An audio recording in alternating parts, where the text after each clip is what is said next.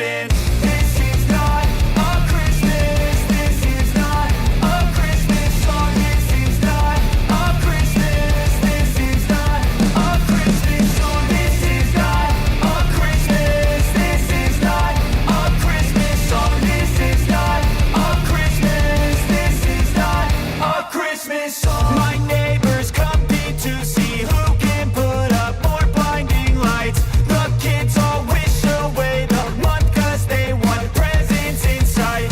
This year had me so mad. I've been bad, got coal that is sitting under my tree. I think that my Christmas has died. This is not a Christmas. This is not a Christmas song. This is not a Christmas. This is not a Christmas song. This is not a Christmas. This is not a Christmas song. This is not a Christmas. This is not a Christmas song. When I was just a boy, Christmas brought so much joy. Couldn't wait for the presents and laughter. I couldn't sleep late at night, looking for Santa with lights. Those are the memories I still remember. Then I became a man, lost sight of who I am. But right in front of me was the answer. 'Cause on Christmas I feel joy, and I turn back to a boy. The answer is to stay young forever. This is not a Christmas. This is not a Christmas song. This is not a Christmas. This is not a Christmas song. This is not a Christmas. This is not a Christmas song. This is not a Christmas. This is not a Christmas song.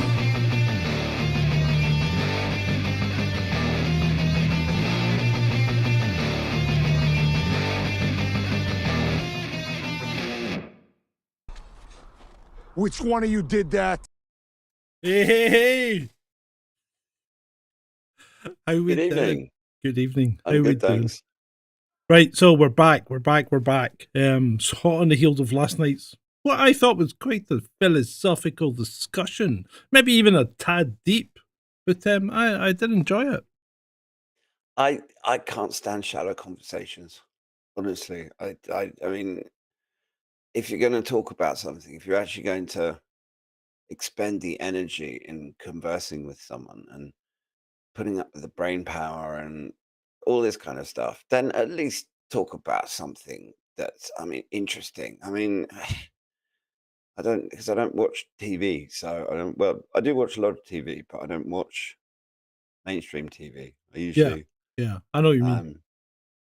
and you get people in normie conversations, and they're talking about EastEnders and stuff, and it's Yeah. just like, oh, I watch a lot of YouTube, to be fair. I watch. Yeah, well, I try and watch Rumble when I can if the channel is on Rumble, just because screw YouTube.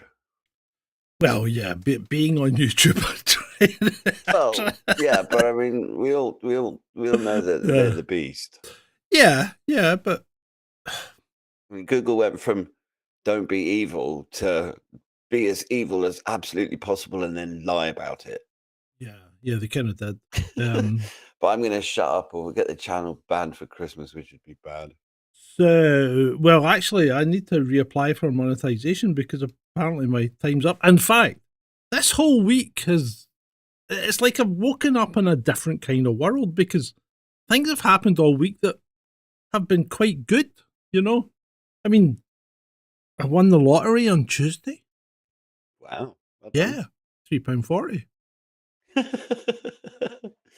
Well, it's better than the kick in the teeth. It is indeed. I went to visit my mother, who is out of hospital and getting better. So that was good. I sent some pies off, and they have arrived, and they appear to have arrived in good condition. So that's good. Oh, excellent! Did the pies? Did they got there in the end? Did they? Yeah. 24-hour service, but they got there today. So I hope they're all right. But then I mean, I just couldn't believe it. But Last you know night, Eton Mess, yeah. The Eton Mess was created when they dropped Pavlova yeah, and but decided I to love eat it eating anyway. this. So, I just love it. But well, me too. here's the Eton big Mess is thing. glorious. Here's the big thing. Last night I went to bed. Before I went to bed, you know, and I'd had a couple of glasses of wine. I thought, oh, I'll appeal once more. You know, I'll put in an appeal to the great X. Did you get down on your knees? No, to the X verse, right? So I just typed it out, and all I thought was, yeah, I'm just going to go on. So I went on. I thought you were going to say you got down on your knees No. and said a prayer to the No. Lord Almighty. No, before I you just, went to bed. Oh no, he went on Twitter and asked Yeah, them. yeah. I went on Twitter and asked them because I'm a technocrat as well now. I mean, we all worship the great god Techno. So anyway, I go. God, you're going to be putting a chip in your brain soon. No, I won't be doing that. But anyway, so I goes on to the appeal page, and I thought I'm going to try a different tack, you know, because I used to do an appeal every day for a week, and then it was every week for like 3 months, and then it was every month for like another 3 months, and then it was like every 3 months, and then there's been about 6 months since I last did an appeal. So this time I went on and I thought, hey, it's nearly Christmas, so I made 3 lines. I typed out, I did wrong, right? Carriage return. I've served time. Carriage return, right? Can I have my account back for Christmas? Carriage return, please, right? Okay, and I fired that off to X support with no hope of ever getting anything. And when I woke up this morning, the Christmas fucking fairy had been, hadn't she? And I opened my email, and there's an email from X. Hi, having reviewed your account, we've found you did nothing wrong. We've New donation from Nick Taridus. Oh, well done. Thank you, Nectaridus. There you go. I hope you heard that, people. I hope you heard that. So there you go. Well, congratulations on getting your account back. But that was the rub. And I have to say, the method of getting it back is really quite good. Yeah, but the thing that got me was, you've done nothing wrong. We made a mistake. It's been 3 freaking years. 3 years.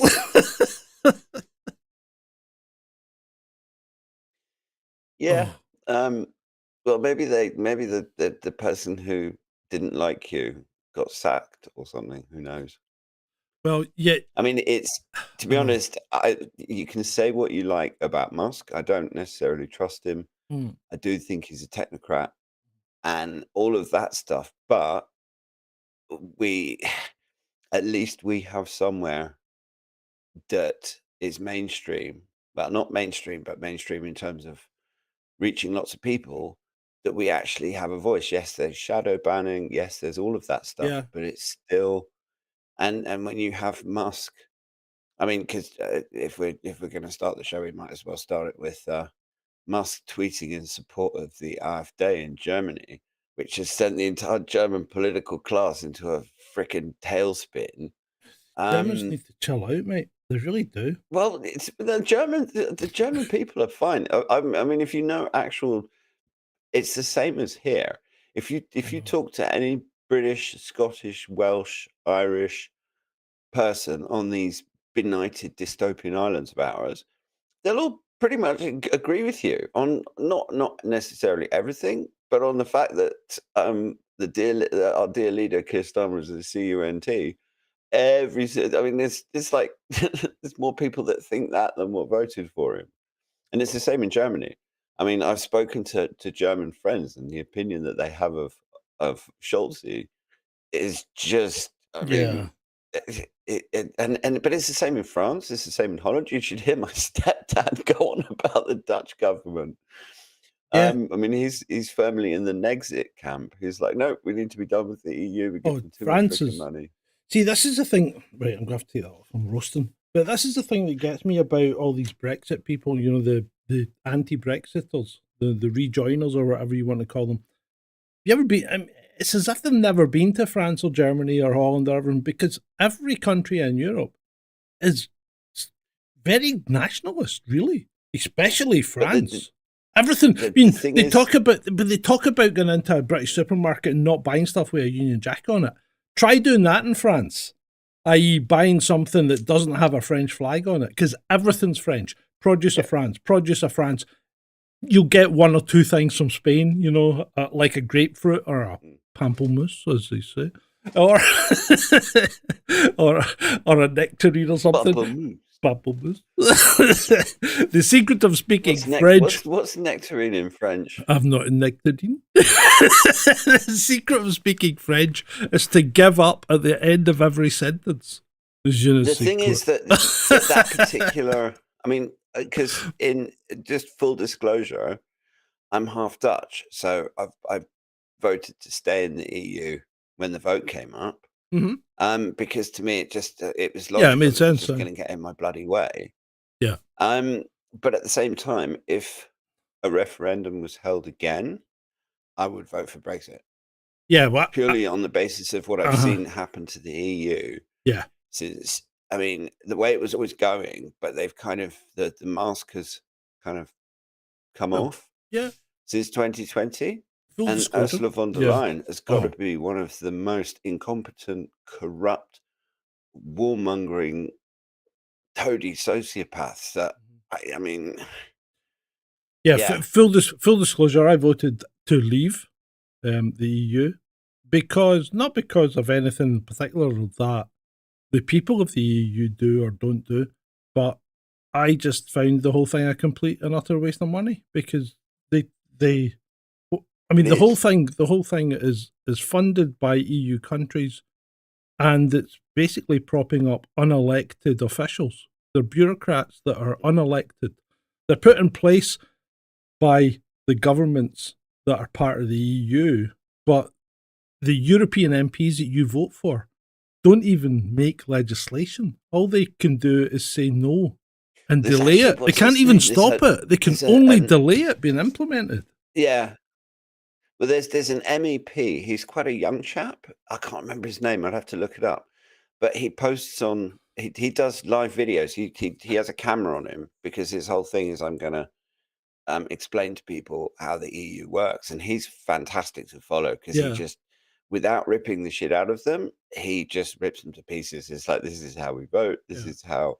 These are what the problems are, and it's like with the commission.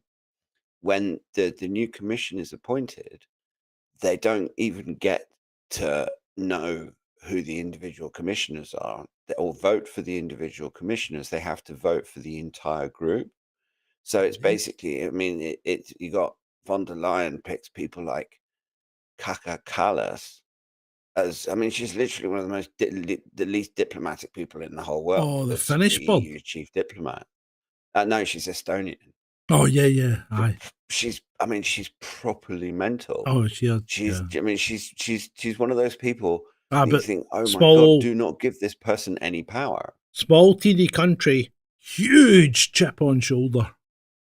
I mean, they've got a chip on their shoulder the size of the bloody North Atlantic. I Mhm. mean, it's Yeah. insane. Yeah. And they're, but it's the same that all those three little Baltic countries and Finland. I mean, okay, I can understand that they have historical, cultural issues with the Russians because I mean, that Should it's have like more with the Europe. Germans. Well, yeah, obviously, but but also, I mean, Callas particularly, she's a fucking hypocrite Yeah. because if you look at her family, she's told a bunch of porky pies about her background, and her father was like quite high up in the Communist Party or something. He was basically a cog in the communist machine. Yeah.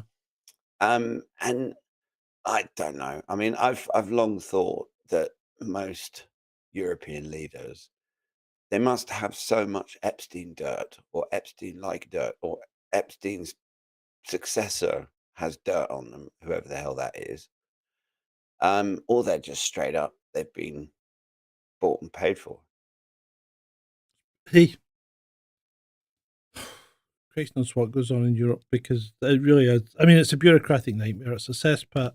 And like Ray says, who in Europe voted for von der Leyen? Well, nobody votes for the bureaucrats, really. They're appointed by the individual governments. It's the heads of state, Yeah, of the member exactly. nations that vote for the commission. So the public And we don't all, have I any mean, say. we all know what those assholes are like. So that's just like that's like saying Fox is voting to upgrade. It's Fox's vote handling security on the chicken coop. So I'm going to start off with a story tonight that it's not even really a story. It's like some guy comes out saying he's a whistleblower in the UK, right, about how bad things are in government and how things are voted for and stuff like that. And I didn't even read it because I thought, yeah, you're not telling us anything we don't know, but why do we now have people who pretend to be whistleblowers telling us what goes on behind the scenes in government and opposition or whatever, when we used to have this regularly on mainstream television, and they used to call it things like Yes Minister, The New Statesman, in the thick of it. Image. Yeah, Spitting Image. So we used to have hard-hitting comedy programmes that dug into what actually goes on in Westminster. And although they were done tongue-in-cheek, there's a lot of truth in them, you know? But now we don't have that. Nobody criticises government to that extent anymore. Well, nobody's allowed to. I mean, it's partially the woke mind virus. It's partially the control that the system has over the media. And it's just legions of these woke idiots, basically. Mhm. And I've seen it develop over the last 30 years. And I mean, can you imagine something like Faulty Towers coming on TV now in the UK? It just wouldn't even be made.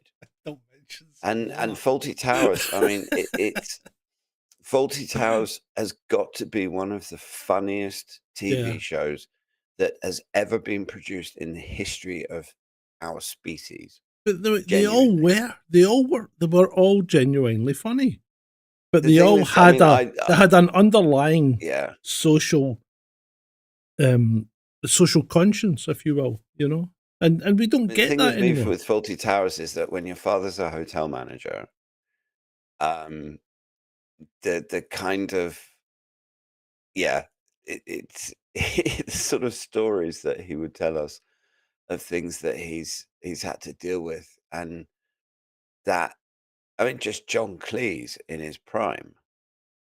And yes, there's Monty Python. So I mean, Faulty Towers for me is one of my favorites. But you're absolutely right, and Yeah.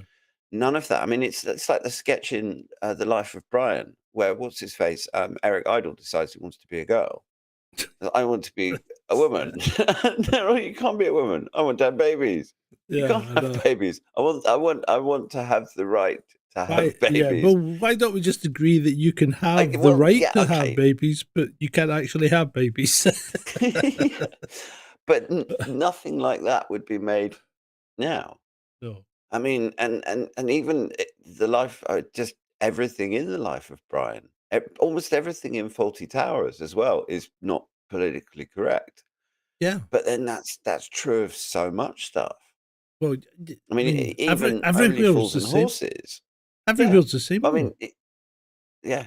I mean, every workplace is now it's a time bomb for someone like you and me, who especially put someone like me who isn't shy in saying what he thinks. I'm You know, so glad I and those only work people, with 2 other people. there's people on Yeah. X and things like that that work in places that have, can't say the word, people that are possibly going through some kind of gender swap crisis, right? So so there are people there, and when I worked, the last bank I worked for, there was someone there who paraded about as a girl, and you've got to bite your tongue, because if you say anything, you're the bad guy, you know. and to me, and this isn't a judgment on them, right? It's a judgment on society, because I think Mm. I think this is a bit of, we are enabling people's, and I don't mean that on an individual basis, but I think we're enabling people's mental illnesses to the point where we're not Yes. doing the society any good. That's I my agree. view. Yeah. And I think that there's a, and obviously we have to be really careful, because at the end of the day, I believe in free expression, Mhm. and I believe in live and let live, and I believe that everybody, it's like the principles behind common law or the Ten Yeah. Commandments. As long as you're not hurting someone, stealing from them, raping them, robbing them, killing them, any Yep. of those things, you should be allowed complete freedom, Yeah. in my Yeah. opinion. You should be And allowed to go where you want, yeah. do what And you want, as long as you follow the basic fucking rules. And we don't yeah. need 50,000 pages of legislation. You can boil it up on one page Well, of A4. you don't. And this isn't new. What these people are doing No, isn't new. This has been, no, the people have been absolutely doing not. this for, I mean, I remember in the 80s, I used to patrol south side of Glasgow, and we'd be going round the when there was football matches on, we had to do points and things like that, to get rid of all the cars quickly, because you didn't want people hanging around for ages. I don't know what they do now, right? But they probably just let people get on with it now, and takes like 3 hours to clear the streets instead of like half an hour, when we used to actually go out en masse, man every point, get all the traffic out and away onto the motorway, and everybody got home at a reasonable time. But there was always someone. There was this guy who used to cycle around from Pollock, and he used to come down to Ibrox and cycle around the football ground, and he always wore hot pants and a low cut t-shirt. He had a straggly beard and long hair. And he was I he live was in this, Brighton, right? he was this, yeah, but he was as skinny as a rake, and he called himself Judith. And he used to come up all the time to the police car and tell us things, that were happening, and we'd go, "Thanks, Judith. We'll have a look at that."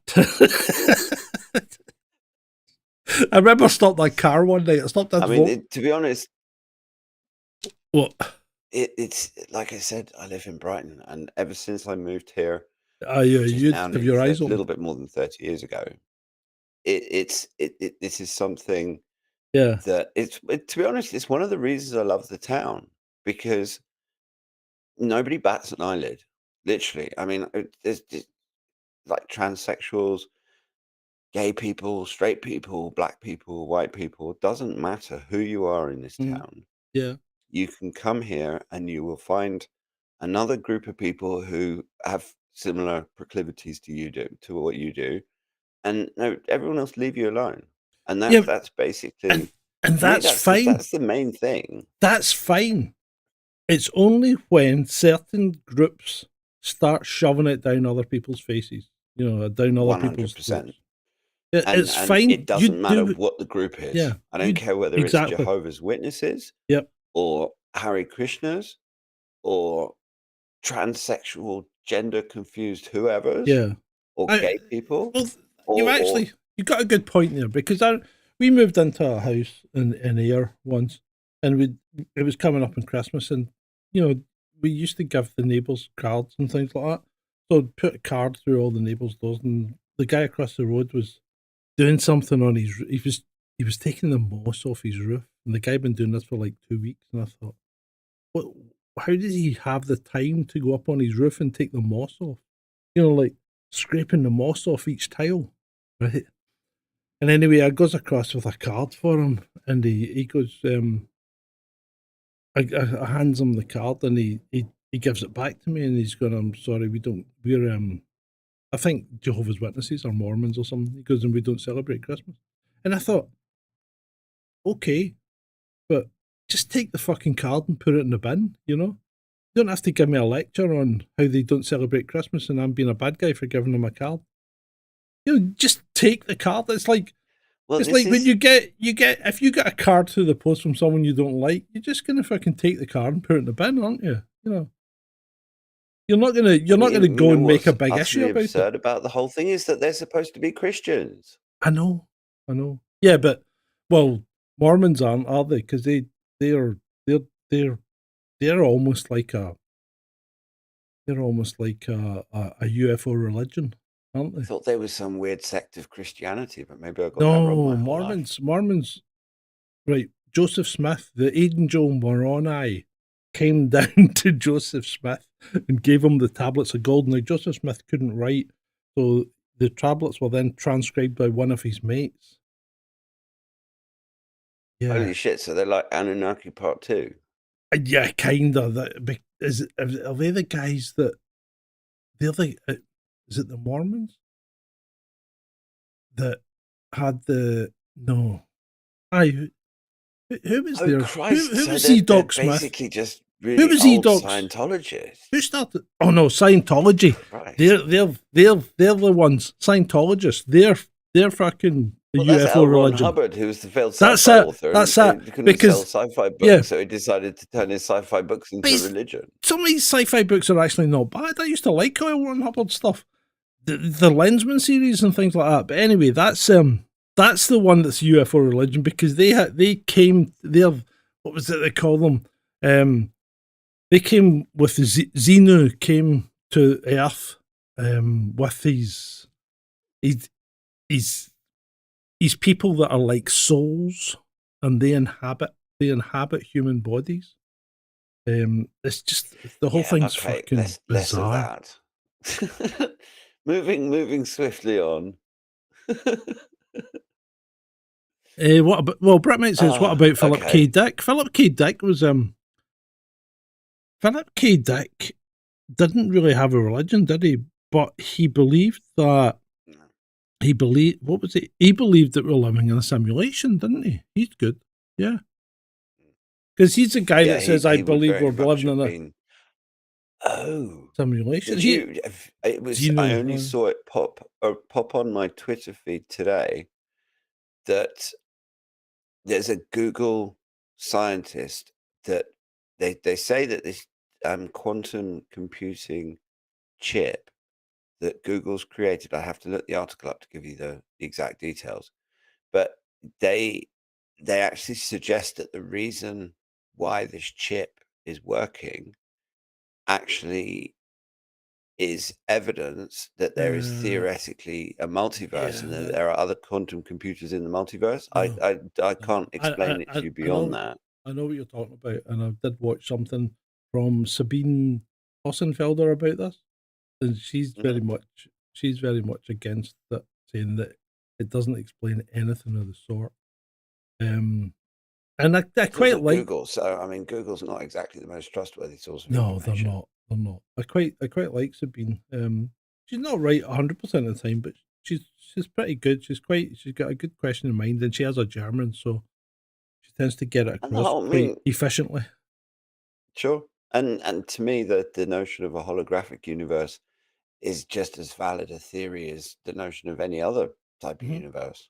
Yeah, of course. Frankly, yeah. I mean, well, we there's- can't say we don't know enough about the universe to be able to write any theory off at this stage, apart from it being made of cheese. That's definitely not. It's not made of cheese.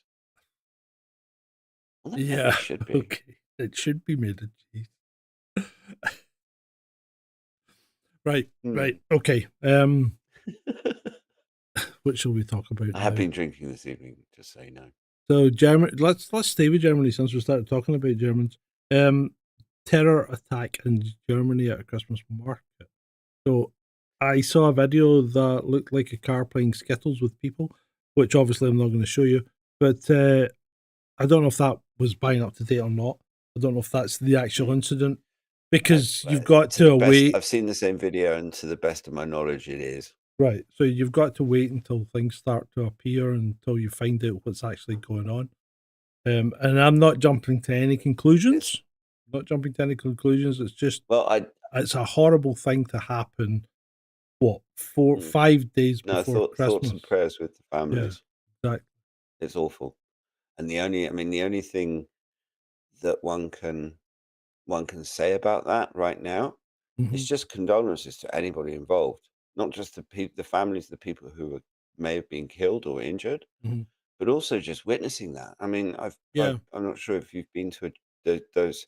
I mean, because German Christmas markets are, they're amazing. Some Mhm. of them depends on which one you go to, Yeah. Yeah. but it's just like beer and bratwurst as far as the eye can see, and people being friendly and enjoying Christmas and Yep. families and just like merry-go-rounds and all the just like every single one of the 500 million German Christmas traditions that exist, except marzipan. Marzipan is the devil's Oh, I toenails. love marzipan. Disgusting. It's fucking horrible. I love Honestly, marzipan. no, In it's fact, disgusting. I got a mini marzipan stolen in Lidl the other day. I thought, oh, they're stolen because I love stolen, right? And I thought, and then they had two versions. They had regular stolen and they had marzipan stolen. I love it. I love it. So Marzipan is Julie's on just, your team. She doesn't like marzipan. Brittany, it's yeah, on it's like mine. marzipan is like Marmite.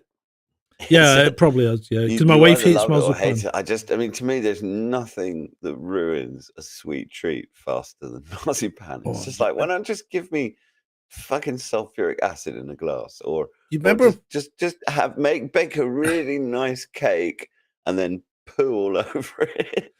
Do you remember they used to make like marzipan in the shape of fruits, Mm, and yeah, you would get. the Dutch love I marzipan. love Honestly, marzipan. I used to ask for these for my Christmas, and my parents would look people at me used as to if I buy me was. marzipan thinking They, I'd like it.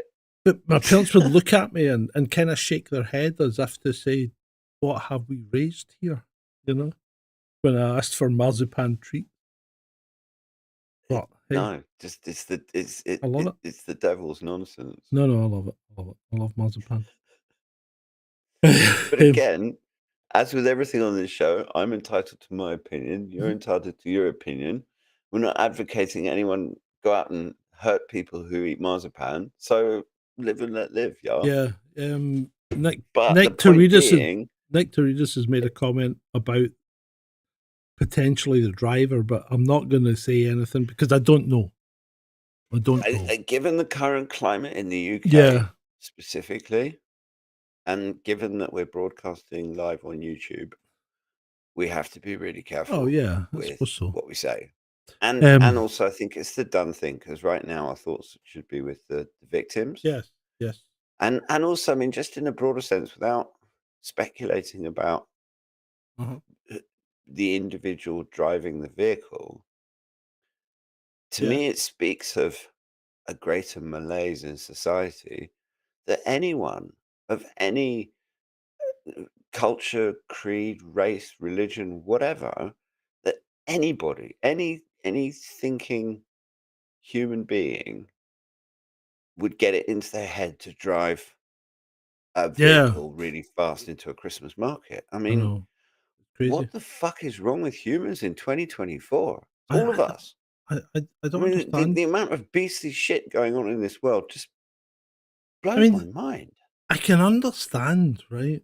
If something has occurred and you're in a situation where you're trying to get away from someone or something like that, right? And you know, like in you've seen Yeah, people no, I get it. you've seen Mhm. people being surrounded by people, you know, in their car and they're Sure. panicking. And yeah, they maybe drive over someone to get away. I can understand that, but that's not Mm. the same as what's occurred here.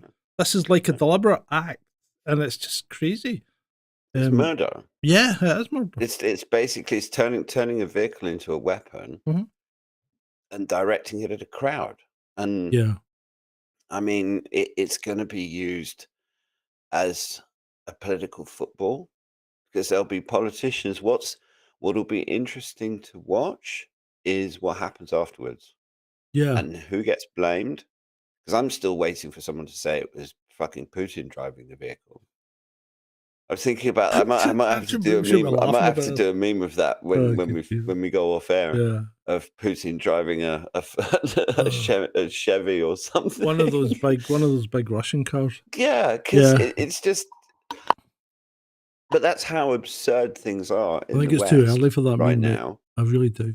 No, I know, and I'm joking. This is Yeah. not, and and I would not want to disparage Vladimir Vladimirovich Putin So speaking about in any way, s- because he's one of the few world leaders I've got any respect for. speaking about crashes, we've had a spate of crashes here in Scotland that are quite We've had space.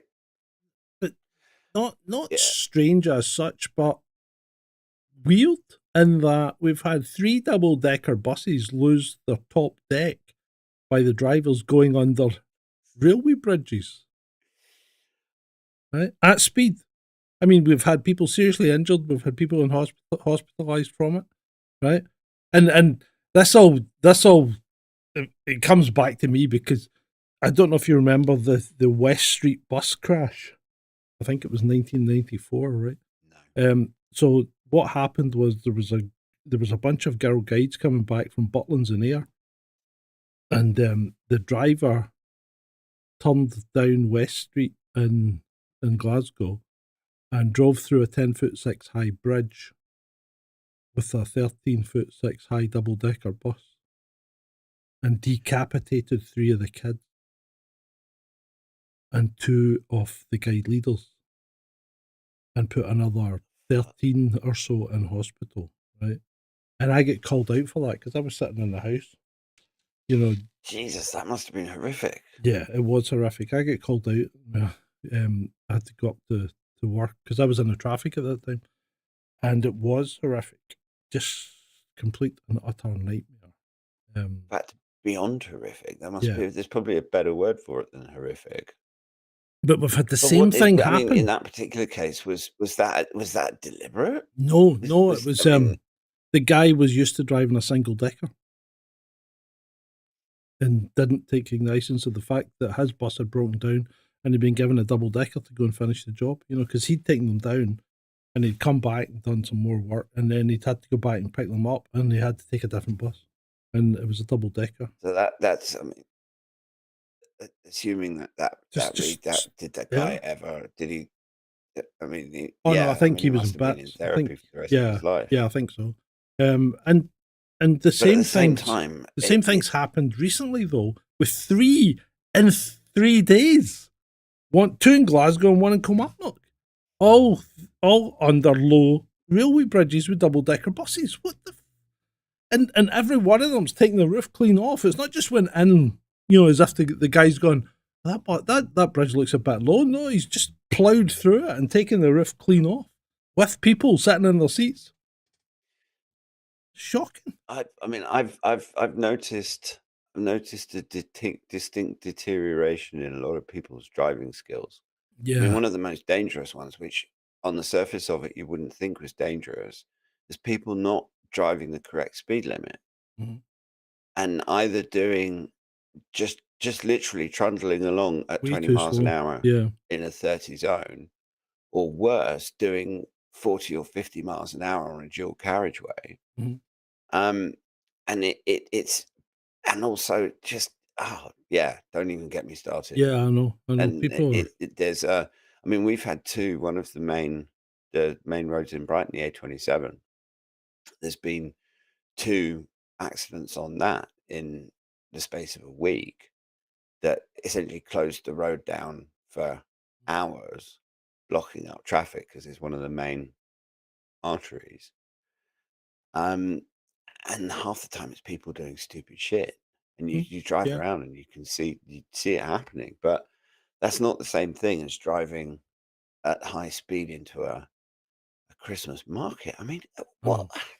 Just on a human level, what could possess someone to actually do something like that?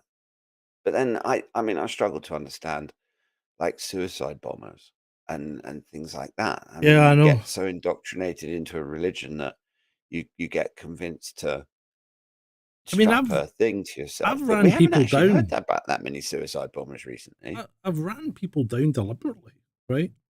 You know, like after a car chase and they bail out and just tip them with a wing and they end up face planting, and you can catch them quite easily then because they can't run very fast.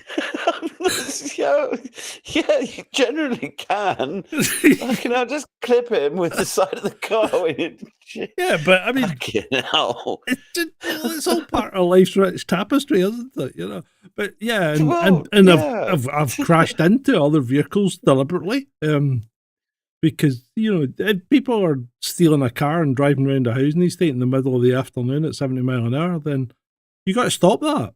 You can't let them carry on doing that because it'll kill somebody.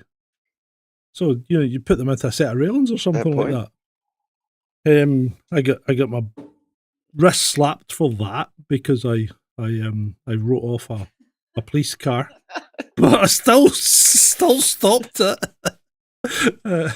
And now, dear audience, you learn why he's an ex-police officer. Yeah, I never get fired, No, I'm only joking. But I'm only one joking. night I was a sergeant in charge, and we had no inspector, so I was in charge of the office for the whole night shift, and we did a joint operation with G Division.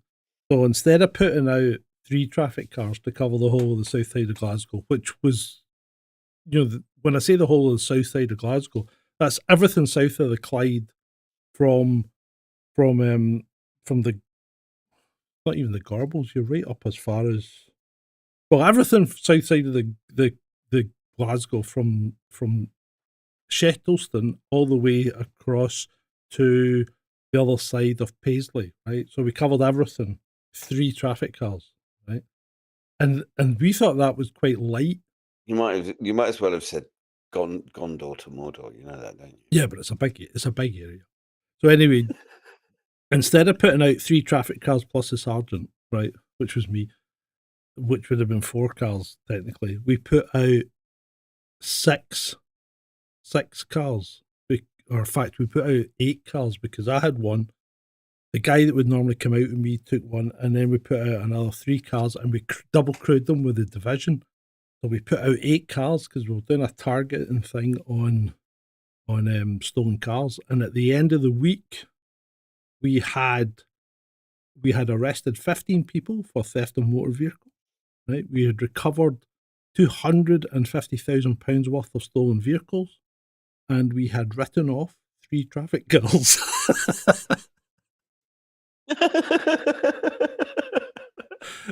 And at the end of the week, Oh dear. on the Monday morning, we finished, and Sunday night was our last night. So Monday morning at 7 o'clock, or just before 7 o'clock, when we were due to finish, the superintendent came in and thanked us because he was a decent guy, right?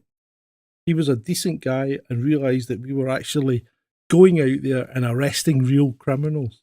And he came in and thanked us for our work that we'd done that week. That meant more to us than, getting a pay rise or anything like that. Sure.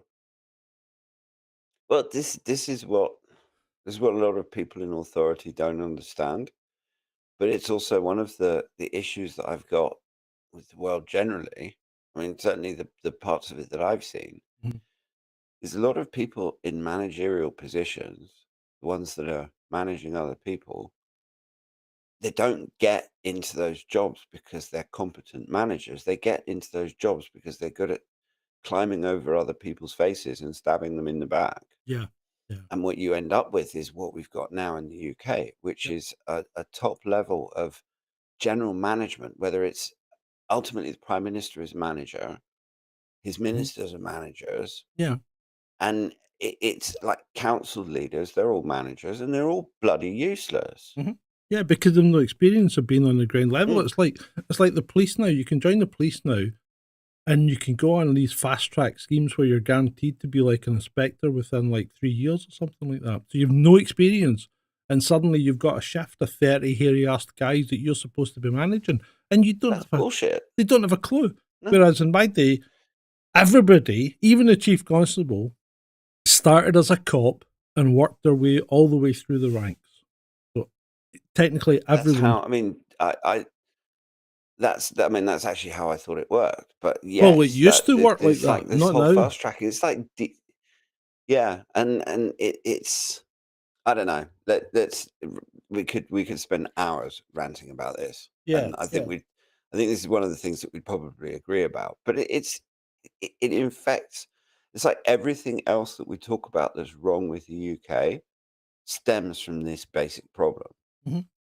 Is the utter incompetence and Yeah. just just I don't know. I kind of it's like when you look at the prime minister, Oh, he's so he, ineffectual. he, I mean, he's not. There's no charisma. There's no charm. There's no. You Well, don't get. I mean, it's like when you talk to Trump, you can love Trump or hate him, but you yeah. can't deny that he has a certain. Here's a little story from my past. Not a long story, Yeah.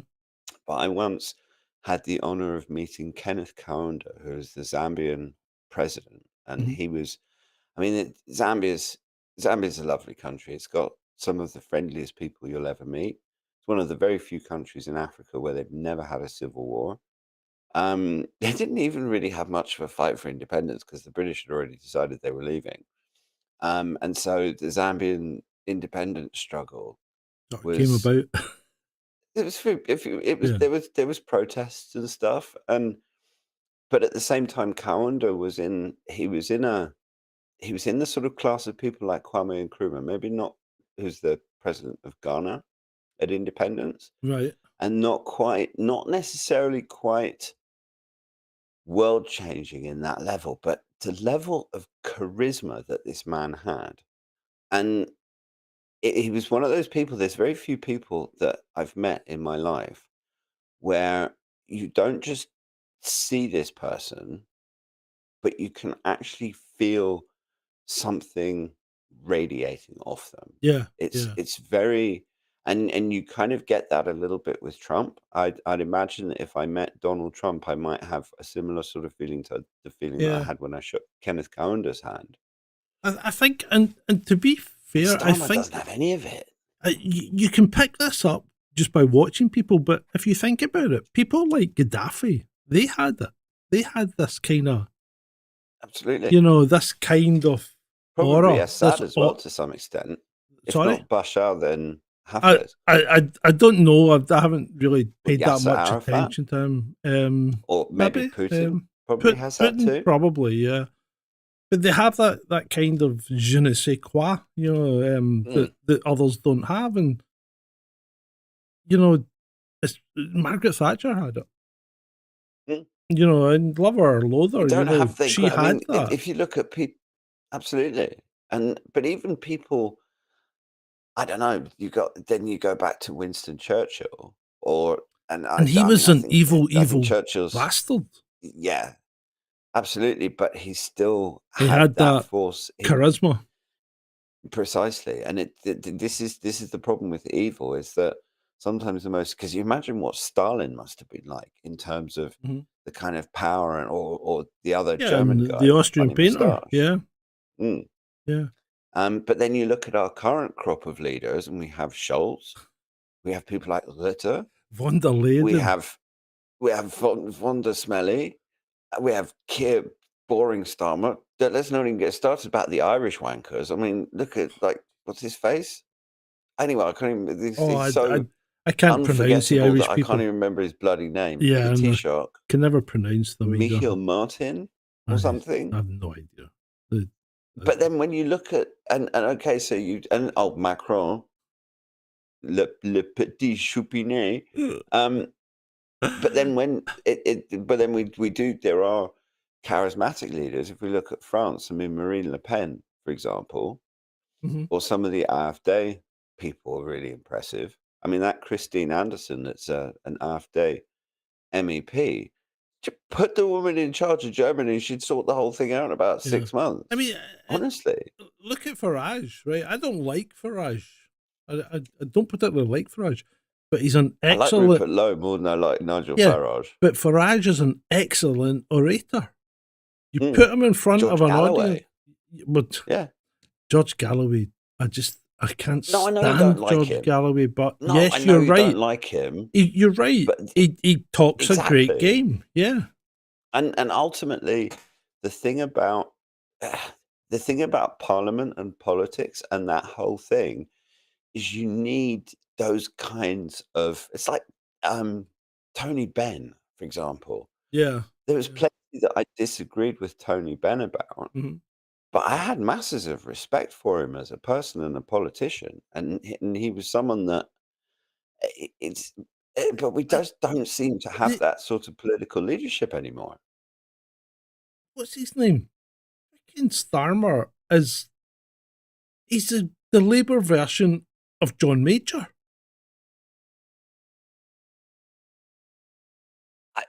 I think that's a bit insulting to John Major. I never didn't like Major at all, but yeah, no, you're absolutely right. He I really think it's is. actually quite, that's quite a profound statement on a number of different levels. I mean, he's like a woke John Major. Yeah. Yeah, that's basically woke John Major, and he's got much more creepy spectacles. And we're still waiting. We're still waiting, right, for the big event that was going to come out and bring him down. Remember, we're still waiting. Oh, It's now like 4 weeks. that irritating Oakshott woman. Yes, still waiting. Still waiting, Isabel. Where is Matt it? Hancock's best mate. Yeah, where is this? Seriously. Where is this event? Yeah, and she's a blue tick too, so one wonders how much money she made off Twitter for that little bit of engagement farming. Well, yeah, and there was the other one. Did you hear about apparently China and another astronomy group were fighting to release some, groundbreaking information that was going to shock the world by Friday. It's Saturday in China now, No, nothing came. Yeah, and the thing is that they play these sorts of games, though. It was Brit, mate. Because you'll have a public threat to release a piece of information or something along those lines, but then in private, in the back rooms, you have this flurry of activity and stuff gets settled completely in secret, and the whole story just goes away. What happened in the White House over the last 2 nights? What's happened? Because Biden was taken in the White House in the last right. So 4 years. Biden was rushed into the White House. He was supposed to be in Delaware or something. He was rushed into the White House, and Kamala was taken in a motorcade as well. And you could be thinking, yeah, they're going to do it. They're going to do the swap. They're going to say Biden can't do it, and we're going to make Kamala the president for the last month. So they've had a woman president, and she was a Democrat, and she was a woman of color. How many boxes can you tick? But they haven't done it yet. So they're running out of time now. But why do that? What happened? Were they thinking of going for a strike against Russia? I doubt it. Not before Christmas, surely. Oh, what about that little Todd Zelensky? Look what he's done. So Turkey and somewhere else, was it Hungary or something, had negotiated a 2-day Christmas truce, and Russia had agreed to it. Right? When you said what's the little green toe rag done?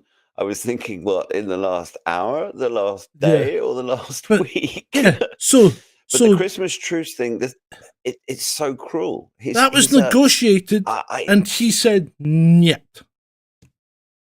What a little shit. What's Ukrainian for "niet"? I think it's "niet." Probably "niet." Nyaf says "niet." That's to be honest, that is akin to the famous World War One. Yes, the football game where they were playing football, and all of those poor soldiers ended up getting stuck for it. It's the same thing. Zelensky has thrown a large number of his own people into a pointless slaughterhouse, and he's virtually killed his own country. Now he's talking about wanting to start mobilizing 18-year-olds, which is just it's barbaric. It's evil. It's all of the different adjectives that you can think of along the lines of barbaric and evil. It's all of them. And I mean, you can understand. You can understand being a Ukrainian and fleeing the country. When this broke out, because you just knew. I would not blame a single Ukrainian for doing that. You just knew that this honestly was going to happen. At least maybe if enough of them do, then after all this bullshit's over, they might still be able to rebuild some sort of semblance of a country. Yeah, I mean, Maybe. And I'm utterly filled with shame when I think about Britain's role in it. Oh, I'm only half British. I'd like to point that out. I've got 2 passports, and I think both governments are detestable, frankly. Britain has been a disgrace in this It's conflict. it's I mean, We've done nothing to try and stop it. We've done everything to try and promote it and continue it and escalate. and escalate. Yeah, And I we've mean, the done worst nothing one was, well, the to worst help. one is Boris Oh Johnson yeah, yeah. sabotaging the Minsk agreement. I know. I mean, mean, that was it done and dusted. And they'd look at initialed every single page on the agreement. look And what they're and going to lose now. exactly. The Ukraine they would have kept everything except Crimea. Mhm. Yeah, they wouldn't be able to join NATO, but NATO is a bloody waste of time anyway. Yep. Mhm. And they would Well, have the had Donbass security would have been a kind of guarantees. demilitarized zone, right? Absolutely. They And wouldn't now have they're lost. gonna They wouldn't have lost any more people, but now they've lost. They must have lost 1 million soldiers. I mean, if we take dead and wounded, probably more than 1 million. yeah, I know. And I mean, it's I've a seen. travesty. I didn't watch all of it, but there's a 3-hour non-stop footage of Ukrainian Cemeteries. graveyards Yeah. floating around on Twitter, and it's not the same piece of footage on a loop. It's 3 hours of people driving through different cemeteries. It's and I mean, I intellectualize these things as a way of dealing with the emotional side of things. It's kind of a defense mechanism that Yeah, I've learned over the years. But when I actually connect with how I feel about that emotionally as a British person and a Dutch person, both of whose governments have been warmongering Yeah. and promoting this whole thing, Yep. they were never going to win. They were, and we've slaughtered hundreds of thousands of people, Russians and Ukrainians. We've supported people who are blatant Nazis And a with all of the and insignia and everything yeah, else. and we've had a change of government to Mm. a party that you would have thought would have been anti-war. Generally, historically, would have been an anti-war party. Not anymore. They've doubled down. Well, I mean, that was the whole Corbyn purge, Mhm. and I don't necessarily. I didn't agree with Jeremy Corbyn about a lot of things, but I can tell you he'd make a damn better prime minister than the one that we got. I think so. I mean, I really think so. And he would have worked for the country, which is why they couldn't possibly allow him to be in power. And that's part of the problem the West has got is that the people who should be in power aren't, and the people who shouldn't are. I And know. and it does. This is where the rabbit holes come in, though, because you think it's when they're all dancing in lockstep like little puppets, and they're Yeah, all but- saying the same thing. Yeah, but you know They're what all they're trying doing to the same thing. You know what they're trying to do? They're trying to bring down Russia because they want Russia's resources. Absolutely. And you know, it's Well, not Napoleon wanted Russia's resources, and Hitler wanted Russia's resources. and the you would same think, thing's what gonna if those happen. dumb bastards. Well, pick up a fucking history book. Yeah, I know. Literally. The same thing's gonna happen. Those can't- resources turn around and kick your ass. Absolutely. And Yeah. and it's just, and you know what? In this particular case, we deserve to get our asses kicked. Mhm. And as much as, and I hate being on the wrong side. I mean, I love both the countries whose passports I hold. Yeah. I love the people of both countries. I think the Dutch and the English they're both unique, and they both have things that I love and things that I hate, Mhm. because that's just how it works with people. But in this case, I think the Russians deserve their success, and they're on the right side of history in this. Yeah, I actually had and this is completely off topic, right? But I had a kind of, not a spat, but a kind of disagreement with Americans on Twitter, because they seem to think that everybody in England speaks the same way. And they don't understand, for such a small country, the accent changes every 8 miles, you know? Well, that's something else we can blame the goddamn BBC for. But it's Well, also yeah. received pronunciation, because when you think about how people used to speak in the UK 100 years ago, Yeah. you You basically don't even everybody need to go back that far. No. Because if you've been watching my UFO videos that I post in the morning, listen to their accents. They're so proper compared to what we get now. They really are. Well, that was, and particularly I mean, because back then the media was basically just the BBC, and they had received pronunciation, which meant everybody talked like the same thing. Yeah. Which is where people have this caricature. It's like everybody thinks that tea is a big thing, and actually, there's more people in Britain drink coffee than tea these And days. I was making fun out of Americans when they pronounce the word herbs, right? And they all started getting on about the UK dropping their H's. But as far as I'm aware, the only people that drop the H in the UK are you Southerners. The rest of England doesn't drop an H.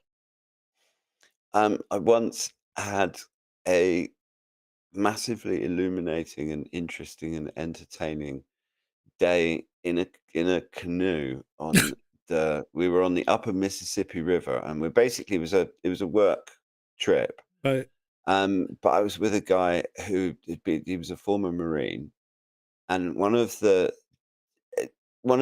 good people that I've met in my life, and someone who in a very short space of time actually taught me quite a lot about myself. But the thing about Americans, and okay, to start with, biscuits and gravy.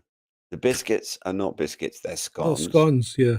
And the gravy looks As in like gravy. It's white sauce. Yeah. It's a It looks bechamel like- sauce. Yeah. Yeah. It's white And, sauce. White sauce and scones, that's what it is. I mean, But as hey, I it found tastes out fine. from my friend, the whole point was when they did their independence thing, there was actually a conscious decision to change a lot of these words. Mhm. It wasn't. It's not something that evolved. They actually did it deliberately, and it's created all sorts of confusion. It all started over the conversation I was in all started over aluminum. Aluminium. Yeah, exactly. But apparently aluminum was the original pronunciation. And then we changed it. Right? But the Americans didn't. So the American and actually if you that. dig into things, right, there's a lot to be said that the Americans pronounce things like tomato, right, more like the English did in the 1800s than we do now. So what's happened what's is really what appears funny about tomatoes. No, but what appears to have happened is that our language has evolved and theirs has just stayed with the traditional English. But anyway, tell me what's funny about Possible. tomatoes. Oh, when they were first brought to Europe from the New World, nobody would eat them because everyone thought they were poisonous.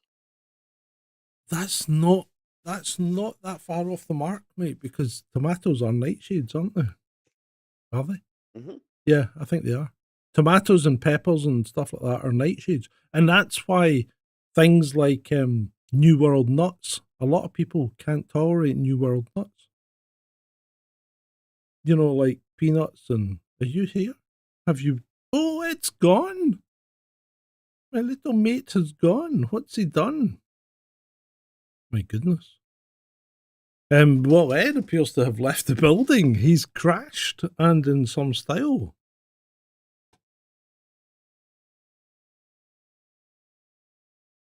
I shall try and revive him, see what's happened. Because he's disappeared completely off my screen, so he'll have disappeared completely off your screens, guys. Assuming I'm still talking to people, yeah. Yeah, I think I am. Wow. Seagull's got him. Yeah, I think they have me. Oh, he's coming back. He's back. He's coming back.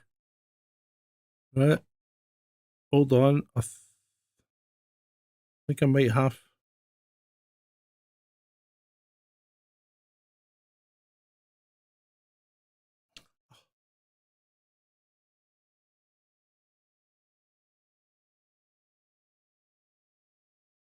Oh, I've forgiven you. We were worried. We thought the seagulls had been in and got you. There you go. Got your picture back as well now. There we go. He's back. Hello. He I'm was back. grabbed by the jazz monkey. Don't know what a jazz monkey is, but I would hate to be grabbed by it. Don't even want to know. This is Brighton. Don't talk to me about jazz monkeys. That's just scary. But it's because I'm trained in kung fu, so He's trained in kung fu. Is it actually kung fu that you do? yeah, various different styles. We Like- start off with Wing Chun and we do some Chorley Foot, and we do some Cheng Chuan. We do a few different. But the most fun one is Wing Chun because yeah, Hold you on. basically I just want to check with the troll room. break Is Ed, arms and break legs and is that yeah, okay. Right. Is Ed loud enough, people? Can you hear Ed, give them some level? yeah. So the most recent thing that we've been learning is Bill G, and I actually found out from my instructor because the very first martial art that Bruce Lee did was Wing Chun in Kung Fu, in Hong Kong. Sorry, not Kung Fu, with Master Ip. Which, if you've watched this IP, there's a series of films with Donnie Yen called Ip Man, and that basically describes Bruce Lee's Wing Chun master. But Bill Right. G is something that Bruce Lee was never taught, so it was fun. Oh. It's bloody difficult. It's taken about 6 months. And yeah, there's certain things that we do. It's quite amusing because I've been with this class for 10 years, roughly, Mhm. a little bit more now. And when I got to Purple Sash, our instructor showed us something called Chi Sao, which is a technique where if someone grabs your wrist, you can flip one wrist round and you can essentially break their wrist really, really easily. Mhm. And we used to practice it, and you have to be super careful. And when you do it, you can feel just how easy it is to break someone's wrist. But we had to stop doing it because the guy who runs the school is not based in Brighton; he's based elsewhere. But he went to his insurance company to get a renewal for the school's insurance. Mhm. And they made him go through every single thing that the school was teaching. And they pointed out a few things that up the insurance premium significantly. So we're Ooh. not allowed to teach, we're not allowed to learn or teach those That's anymore. no They're still fun. part of the forms, but you do. One of the things about Chinese martial arts, when you see people practicing it, it doesn't actually look much like what it is when you use it when you're fighting someone. And the reason for that is because all of the schools in places like Fujian in China, where a lot of the kung fu started, Mhm. they would mislead people because you're training out in the open. So when you're Yeah. training, you do it slightly differently to Yeah. what you do if you're actually fighting deliberately to throw people off the scent. Anyway, I'm going to shut up now. Sorry. Okay, that's fine. Waxing lyrical about kung fu. It's great though. Speaking I about love it. fighting, Mm. the Manchester airport fight, the two gentlemen have now been charged. That Good. was a long time coming, wasn't it? Yeah, considering how fast you get picked up for saying stupid shit on social media. Exactly. Yeah. I mean, 2-tier Kier, 2-tier free gear Kier. I'm full of hashtags, which have Mhm. also now Elon Musk is like, stop using hashtags. They are ugly and I do not like them. And Oh, also, I actually, like I've them realized because there was a guy they that, turn blue on the web. I prefer them. yeah, but apparently using there's You two tell me things that this. hit your reach on Twitter that most people might not know about, and this is from someone who's studied their algorithm, not Go me, on. but someone Hashtags. using hashtags and also tagging lots of people. If you tag Right, lots okay. of people in the tweet, Lots of people. yeah, Yeah, I because, normally there's just tag you or yeah, Elon but there's Musk. some people who are serial taggers. I have a few of them. Maybe it's just when you get a big a bigger account or whatever. Oh, thanks. But I get people tagging me, and it's like me and 10 other people, and I just have to mute the conversation. So I've got my, as I said, I got my account back, right? But it came back with 0 followers and zero following. Is it still there? Because when they reset it, it takes a little. That happened to Well, me when I got I've now Ed the got- Techie back. I've now got 2,700 following, still on 0 followers. So I'm hoping that some of my followers will come back. But yeah, I'm sure they will, because when I got Ed the Techie back after El Musco, let's just have a look at your account. Yeah, after Elon spent 44 billion Twitter. Yeah, no, you still got 0 followers. yeah, But I give it 24 hours and they may come back. yeah. I'm hoping so, but I've been out for 3 years, so I'm not holding my breath. Yeah, but they shouldn't. And I mean, they're not going to close down every single account that was following you. So that those No, links, they won't have. I mean, they probably archive stuff on tape backups, which then have to be Yeah. restored or something. I don't know. To be Hopefully we'll fair, get them back. my followers won't be banned because a lot of them were big names. I had quite a lot of followers. To be fair, I think I had about 15,000. Mhm. But Well, with any luck, you'll get them back. I mean, it's I don't know whether to it's- transition over. Well, if they come back, I might well transition over because the more followers, the more reach. oh, for fuck's sake! You mean that I'm going to have to start doing @Jaipo instead of @Acolator? Oh, piss off! No, it's okay. I'm only joking. But I'm going to call the other one Cult of UFO. Then my original account, I'm going to change it to Cult of UFO. But it'll still be at Jaipo. But it's great to have my little joined 2009 back. Well, Because people never I would believed me when I suggest- said I've been on Twitter since 2009. I wouldn't. If you're going to change it to Cult of UFO, I wouldn't do it straight away.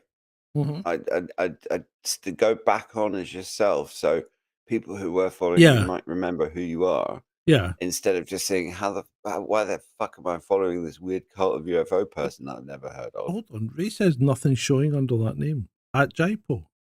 I'm pretty sure it does. This is where I'm not sure that your account is necessarily being restored completely. Because the Yeah, thing about maybe in Twitter Process. is they have so much data that they have to. Yeah. They probably have different levels of. They've got stuff Oh, that's no, you're in their right. immediate. Oh, no, it is there. It is there. It is there. But yeah, so It's just it doesn't appear in people yet, or it doesn't appear in the top 3. But if you,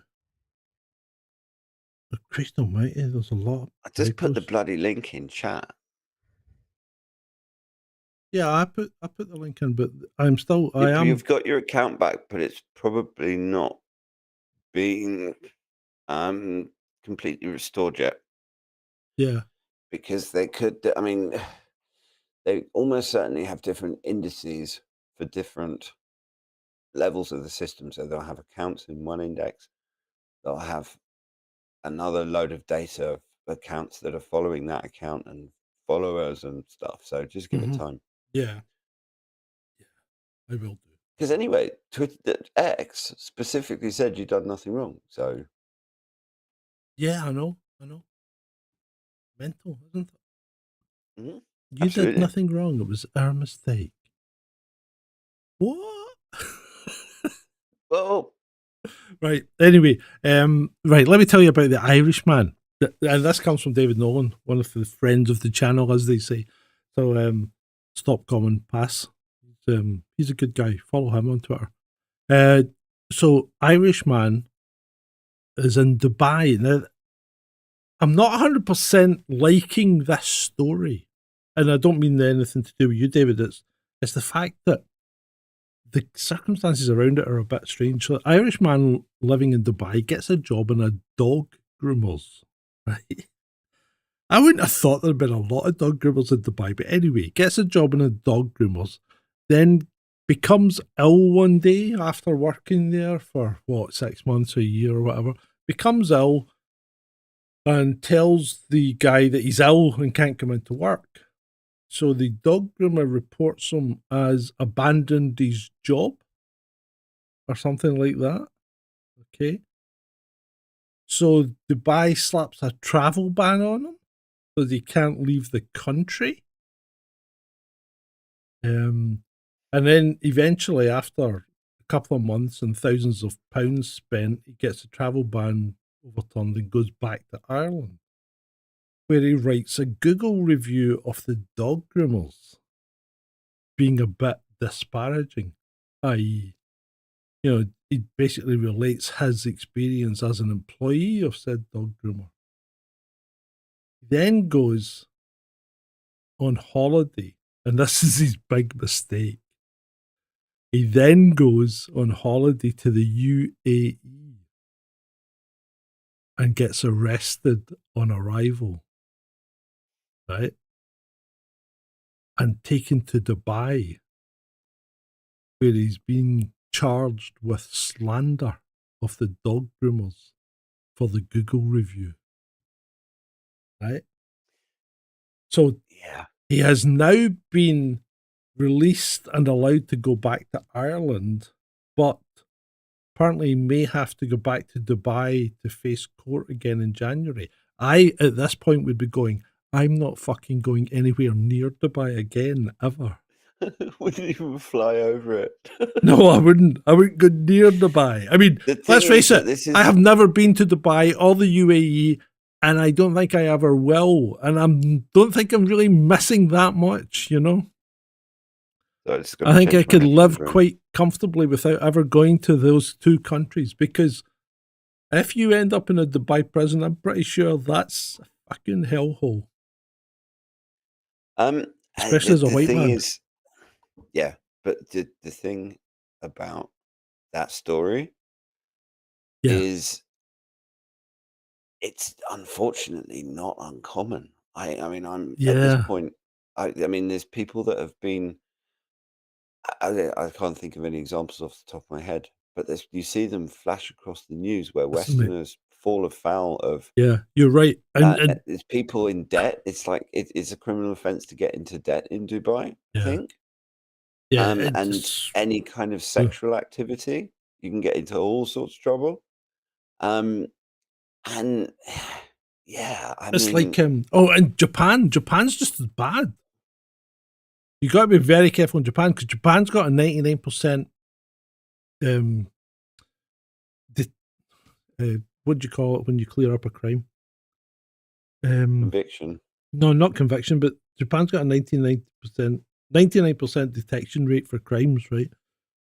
Because what they do is they lock you up for anything, right? And if you're a foreigner, they won't let you go, because straight away you're likely to flee the country, right? Mm. So they will lock you up and then try and get a confession from you. And if you don't want to confess, they'll keep you in jail for up to a year before they'll put you at court. Right? I know that. Because they want their detection rates. They want their detection rates to stay really high, and they will lock you up for shoplifting, right? And you'll never get out. You could end up in jail for 2 or 3 years unless you admit it. And once you've admitted it, you might only do 3 or 4 months, and then they let you out. But they will keep you in jail if you say, no, I'm not guilty. Even if you aren't guilty, right?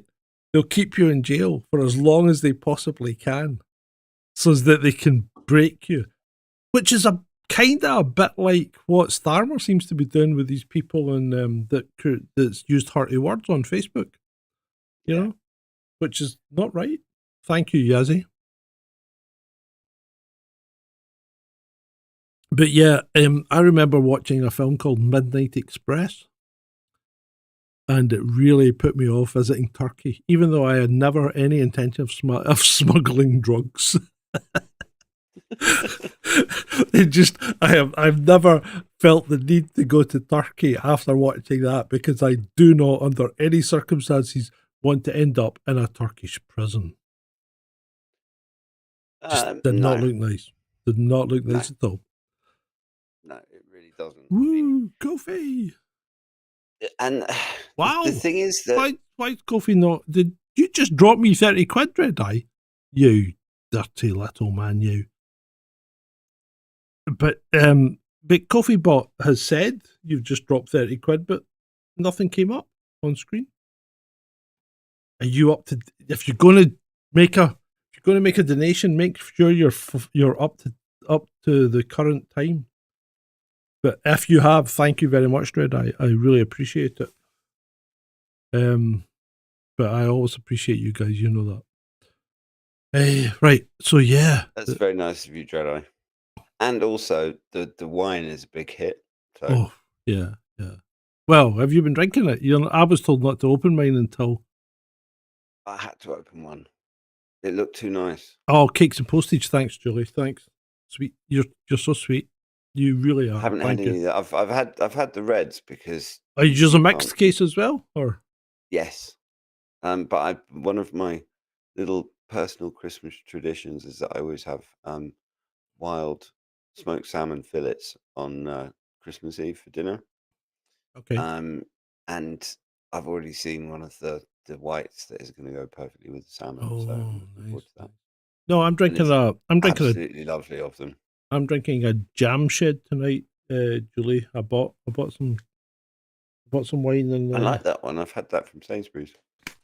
it's not the red, it's the rosé. Jam shed rosé. Yeah, well, I've had the real the red one. Yeah, I've had the red one as well. I like it as well. I just sometimes red one. I really like red wine. It just sometimes it seems to disagree with my stomach. It's funny that because I'm exactly the same with white wine. I can drink red wine until the cows come home, but Yeah. too much white wine and my stomach just goes a bit funny. Yes, and I know they're a perk off your part supplier, Dread Eye, but really appreciate it. Really appreciate it coming our way. We really do. Thank you, mate. Yeah, very much so. Absolutely. Right, where were we? So yeah, Dubai. These Far Eastern countries, they're fraught with danger, aren't they? Really are. Well, to some extent, it's It's cultural. faffle. That is faffle because yeah. you're in their country. You got to do something. Rides a Harley. Used to ride a Harley, mate. Can't afford a Harley anymore. But yeah. But you do. I mean, I've lived in 5 different countries in my life. Yeah, you have to appreciate.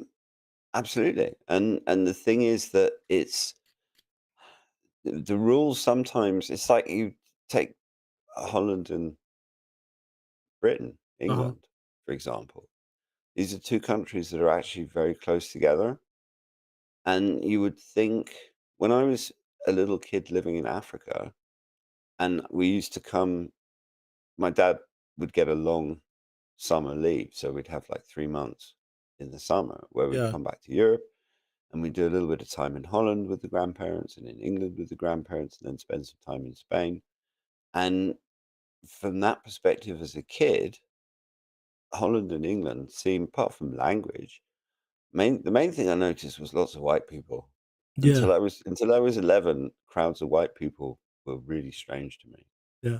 Wasn't used to that at all. But then when I got to Holland, New donation from I someone. lived there for a bit, but I didn't know what it was like to be English, so I moved here. And then when you see all of that, you get the perspective of. We've got another donation. Amazing. Or it might be Dread Eye's one coming through, but I don't know. But the siren just went off, mate, so we didn't hear anything you were saying. Thanks. That's right.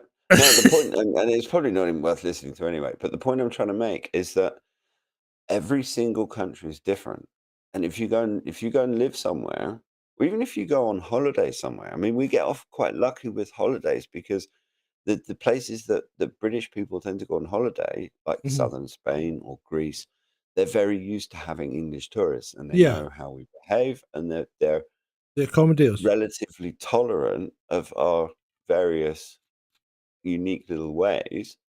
And also, we all have the same sort of Greek and Roman roots, so the legal system's not that different. Yeah.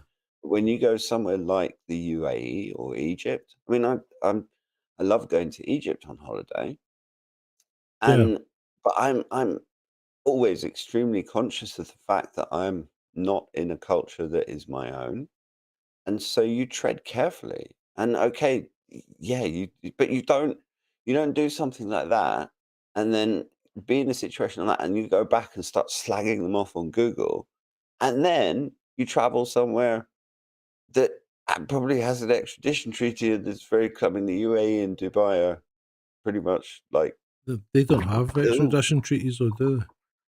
Well, they don't need them because they're almost one and the same thing. They're the same Gulf monarchies. No, but they don't have an extradition treaty with the UK.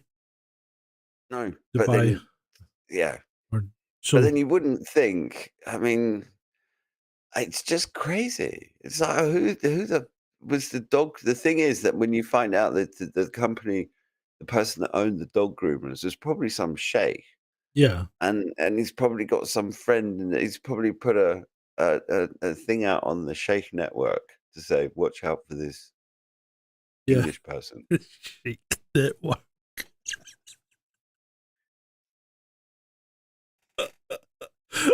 That tickled me. The Sheikh network. The underground Sheikh network. I'm putting a call out the Sheikh network. Is that like that John Wick thing, you know? Where they get a Well, message saying, go and sometimes assassinate such and such. In fact, speaking of assassinations, tell us about the Russian general. You'll know all Oh, about that. Kirillov. Yeah. Yeah. Well, this is proper rabbit hole because Kirillov, he was the head of Russia's strategic missile defense forces or something. I might have that slightly wrong. So pretty high up. Yep. Well, yeah, but not so high up that he warranted full security. Well, Which I read he's that. in Moscow. He's not on the front line. I mean, I read he was quite a modest guy. Lived in a flat, basically.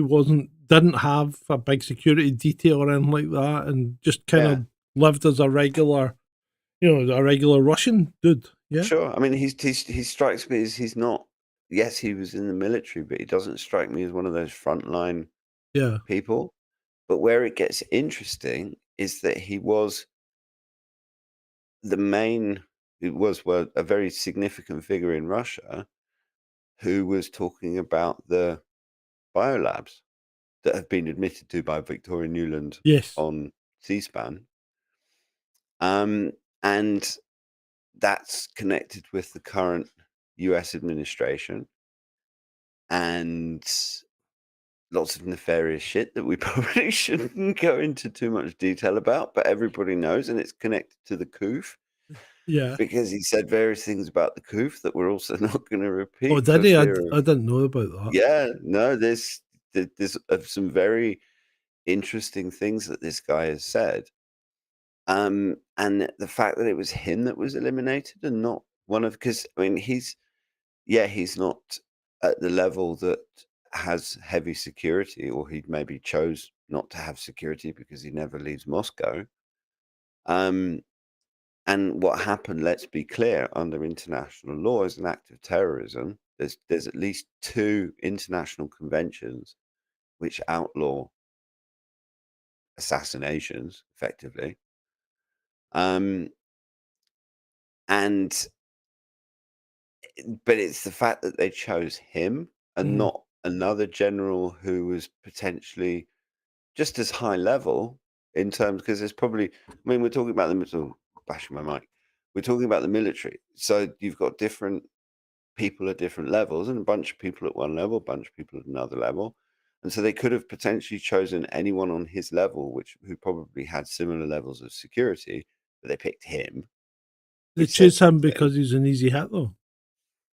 Well, yeah, but there's probably other Yeah. generals at his level that were equally easy hits. Right. Okay. Why did they target him specifically? Because he was talking out about the biolabs, and then Musk is been talking about the biolabs as well, saying the US is funding biolabs in that bill.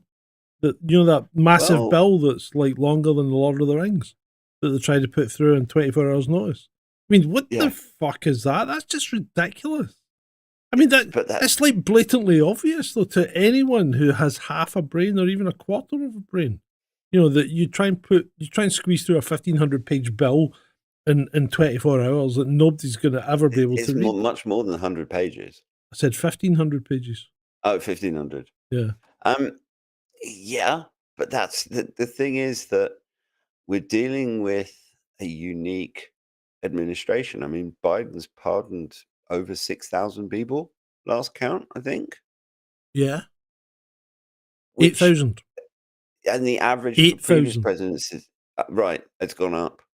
So the average for previous presidents is about 600. Yeah, Obama did about 1,800. So If you go back and have a look, Democrats tend to pardon a lot more than Republicans. But Trump only pardoned about 600 people the last time. and the Democrats were all the slave owners, weren't they? If we're going back, let's go back. Let's trash them. If we're going to trash the Democrats, let's do it. They only started the Ku Klux Klan. Right. Okay. So that's who we're dealing with. Yeah. The thing is that we should say that we're British. He's Scottish and I'm half English, and so we're not trying to meddle in US politics. But it would be hard to argue that the current US administration is not the worst US government that has existed since 17 whatever it was. It certainly seems to be the most corrupt. It's like I said the other day, Ben and I used to talk about the US, in the last, before he quit coming on here, but we used to say that the US was a bit like a banana republic. And it's jumped to shark now. It's worse than any banana republic out there. It really is. I mean, the levels. The corruption levels are through the roof. Yeah. And I mean, when we're talking about this general, it'll be interesting to see how the Russians respond, because I know that Kellogg, he's not the breakfast cereal, is the Trump's. I don't think he's Secretary of State. I think he's some sort of roving person that's gonna. He's basically, I think he's an old diplomat or something. He's in his 70s or his 80s. He's not a spring chicken, but he's basically been tasked with sorting out Russia, Ukraine. Yeah. And oh Christ, I've lost my train of thought completely. That's too much. Talking about Kellogg. Yeah, no, before that. Trump, Kellogg. It's okay, mate. Never mind. Yeah, Tell it you doesn't what. matter. What But about the old point Nant? Oh, right. So you still got a point. Carry on. well, no, because we're talking about this assassination. Yeah. And the thing is that Trump's got someone that clearly wants to end the Russia-Ukraine war. Right. Okay. But what's happening now is the current outgoing administration wants to do everything they possibly can to make sure that Trump can't, which is why it's so scary. Yeah. Even Viktor Orban, Hungarian president, Yeah. even he said that we're in the most dangerous phase of the war. Yeah, because we're trying to close it down and they're not going to let us. If something big happens in the next, certainly, I suspect something big is going to happen before Trump comes in. It might be Christmas Day, New Year's Day, because those are significant days. But if something does happen, it's going to be a false flag. Tell you now. Yeah. If something does happen and they blame someone, most likely the Putin, it's not going to be Russia.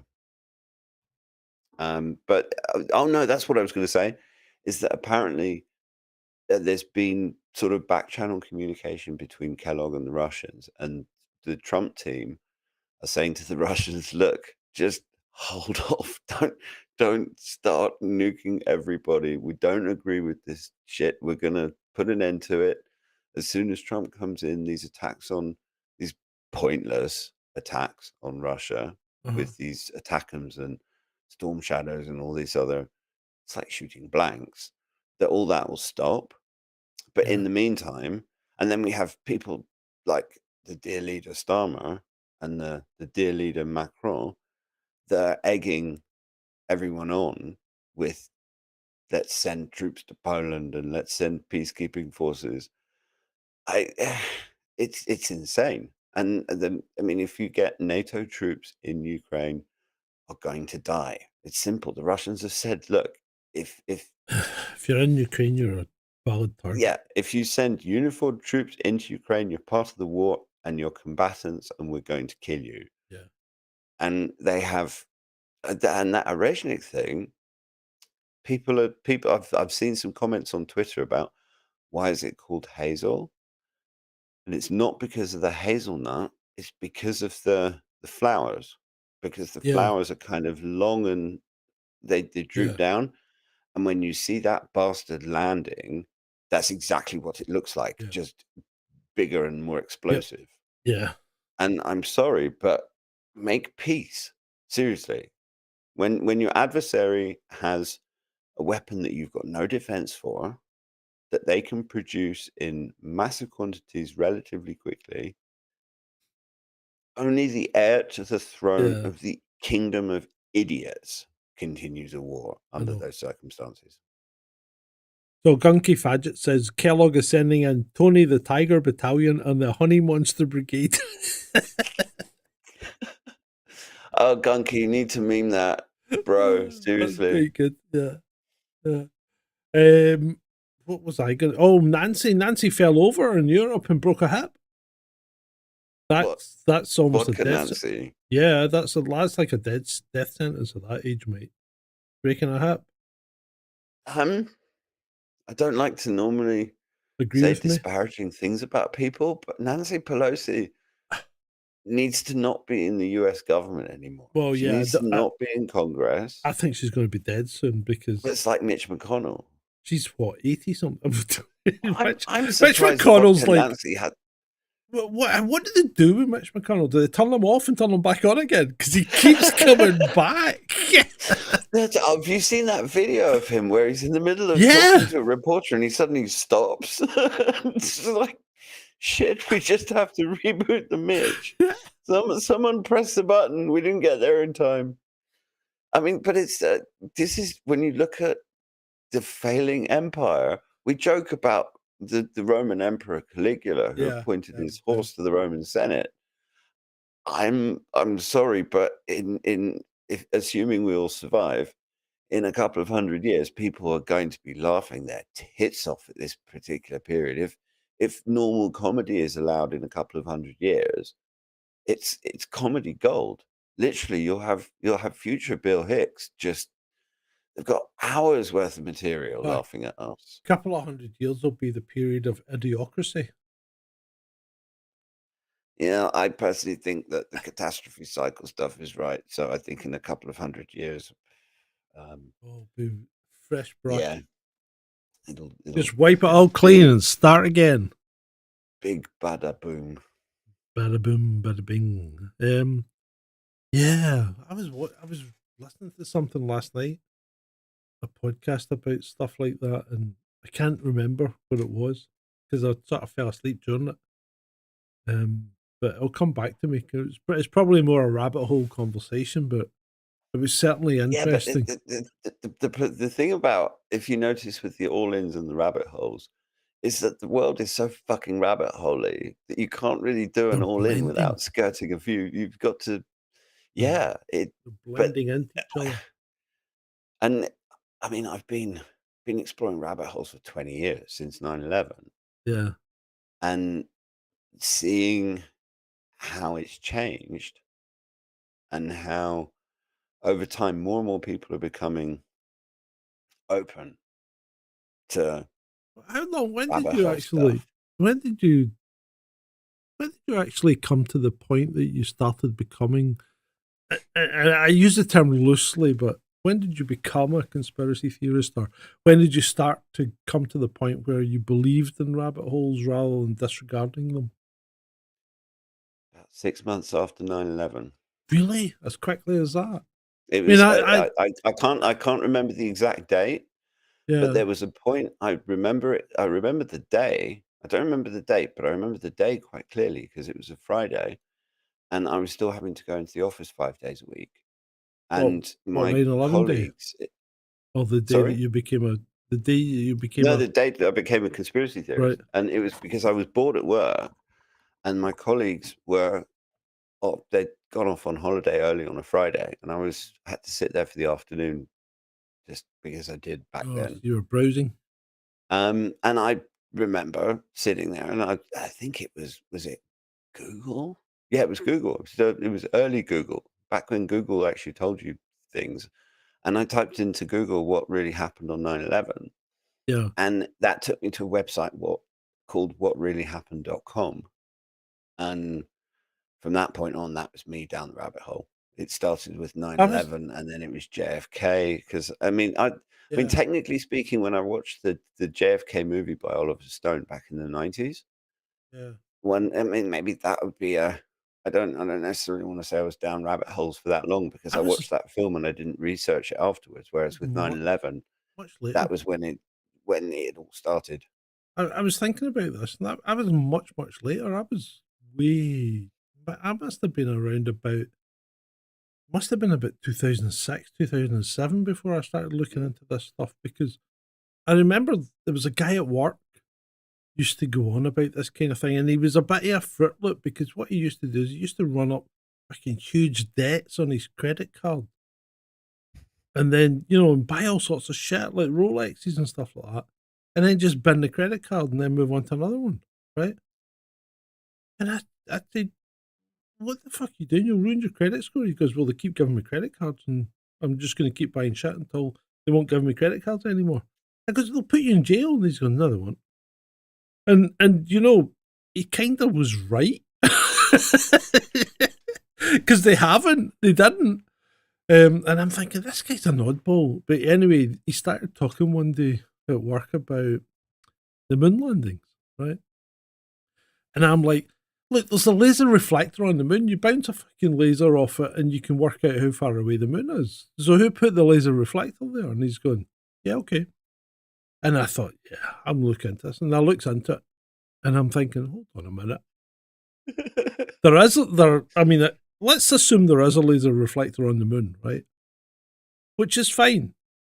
If there's a laser reflector on the moon, by the time you hit that with a laser and then it comes back, right? And you know how lasers are pinpoint lights? Well, they're not. They do spread, right? They just spread much, much slower than a regular torch would. But by the time you get that back from the moon, it would be 5 fucking miles wide. 5 miles wide. And when you factor in the inverse square law, picking up that reflection would be a complete and utter nightmare. So, if there's a laser reflector on the moon, what's the freaking point? And then you think, why? Why would they do that? Yeah, but the thing Why would is they that fail? And then, of course, the rabbit hole went, come to me. But they do, because if you're interested in things like that and you start following a thread, it's like being a detective and you get the same endorphin rush. Yeah, as And you never, the thing that, the way to keep yourself sane is to not ever expect to get any answers, yeah, because you invariably end up with more questions than you had before you started down a particular thread. And the point is the journey. The point is, and it's also, for me, it's a psychological defense against the fuckery itself, because when I intellectualize it and I'm thinking on a rational level, I'm not connecting with the abject horror of having. It's like when you look at some of the nasty pizza related stuff, yeah. and I'm not Right, going to use a okay. particular word because I don't want to kick off keywords. I know what you but mean, yeah. exactly, I think most people listening do. The just, it's evil on a level that if you actually engage with it emotionally, you're going to destroy yourself. You Mhm. have to intellectualize it to detach. It's like being a bit Vulcan or a bit like Data. It's like a Star Trek character where Yeah. Data gets to switch off his emotion chip, and it's not obviously you can't switch off your emotion chip. But But if you actually, fully engage you're emotionally with that stuff, no, it'll break you. you're 100% right, because I was going to start a series on the channel called Be More Spock. Because people aren't I think it's a great name. people aren't logical enough when they look into things, They look into things and they take their beliefs first and foremost. And really your belief should be driven by the evidence. And people don't do that. They go in with their belief and then wrap the evidence around their belief. Well, that's because they're not because They're not they're not analytical. approaching it. And that's why they Yeah, but need to that's not. be more Spock. But that's the thing is that people don't go looking for stuff like that Yeah, they don't. to necessarily be massively logical about it. They go in looking for answers. It's the same as someone reading the Bible or searching for meaning in life some other way. That you have to find a meaning in life before you go exploring, or you. Robert Anton Wilson. Have you ever read any of his books? Prometheus Rising, Illuminatus Trilogy, Quantum Psychology. I'm not sure I He's, have. I mean, no, he's passed away now, but his his one book that I would recommend everybody listening who's actually still listening to us. We've still got 19 viewers online. Amazing. But if you're interested in this stuff, read not Quantum Psychology, Prometheus Rising by Right. Robert Anton Wilson. I've heard that And he name describes quite a lot. Right, go on. I mean, he's brilliant. They're probably because of the Illuminatus trilogy, because he and Robert Shear wrote this massive tome that I read it and Uh-huh. I didn't get it, Uh-huh. and it nearly melted my brain. But anyway, that's beside the point. The thing about researching conspiracy theories, shall we say, Uh-huh. that Robert Anton Wilson said is it's like entering Chapel Perilous. And when you're in Chapel Perilous, up is down, black is white. Half the time you don't know what's going on. And you either emerge from Chapel Perilous completely agnostic Uh-huh. or totally insane. I don't want to go insane. But no, you'd be one of the agnostic ones. And the point You think? no, Ben, Ben, it's gone again. He's off again on his little journey. So Yazzie, addiction is mad. Yeah. What when you say recover from addiction, have we not all been addicted to certain things at certain points? I know I was kind of addicted to like prescription drugs, codeine. I didn't realize it at the time, but I got to the point where I was taking it routinely for no real reason other than just to go to sleep. And I decided one day to try and stop. And I thought, I'll just stop this. I'll stop taking it. And oh my God, what a nightmare. It took about a month before everything calmed down, the restless legs, the irritation, the irritability, the need, But I went cold turkey and just went through it.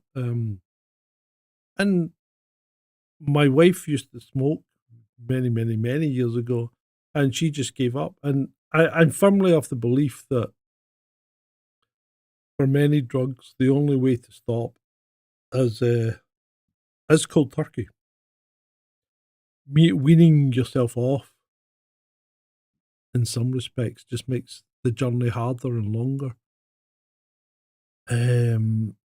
Although you have to be very careful if you're on things like SSRIs, because you can't go cold turkey on them, because that's the kind of thing that can really throw you. But yeah, addiction is. It's something that can creep up on you and you don't realise it. I mean, I know I drink a lot. Well, I don't drink a lot. I drink on this show, which isn't necessarily drinking a lot.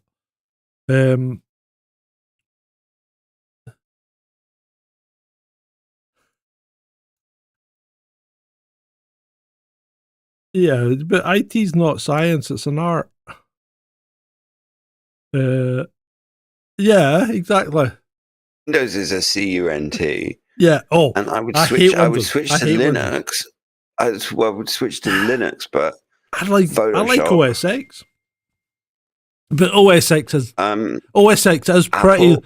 OS X is pretty Linuxy, right? It's pretty no, what was it? It's built on top of Linux. That's It's why not the built X on comes top from. of Linux. It's built on top of it's not Linux, it's the other one. The real one. The one that Linux is copying. FreeBSD. No, the real one. The one that came before Unix. Linux. That's Mac OS is built on Unix. And I Mac refuse to use Apple devices on principle. Yeah, you may well do that. And that's fine. But you know what? They fucking work and they keep working. I've got an Apple Mac that was built in 2008 and it still runs just as well as nearly any modern PC. You know? Anyway, I'm back. What You were we are talking back. about? I was talking about Yazzie had said you want to recover from addiction. Addiction is mad. And I was talking about my addiction to prescription painkillers like codeine Okay. and coming off them. Because it creeps up on you. You don't know you're addicted to it until you suddenly decide, why am I taking this? One night because you take two high dose codeine and paracetamol tablets before you go to bed. And you're thinking, why am I taking this? And I'm thinking, I'm taking this because I'm just used to taking it, right? Because I'd had I dislocated my shoulder and damaged the nerve, and I had really, really, really excruciating nerve pain for 2 or 3 years.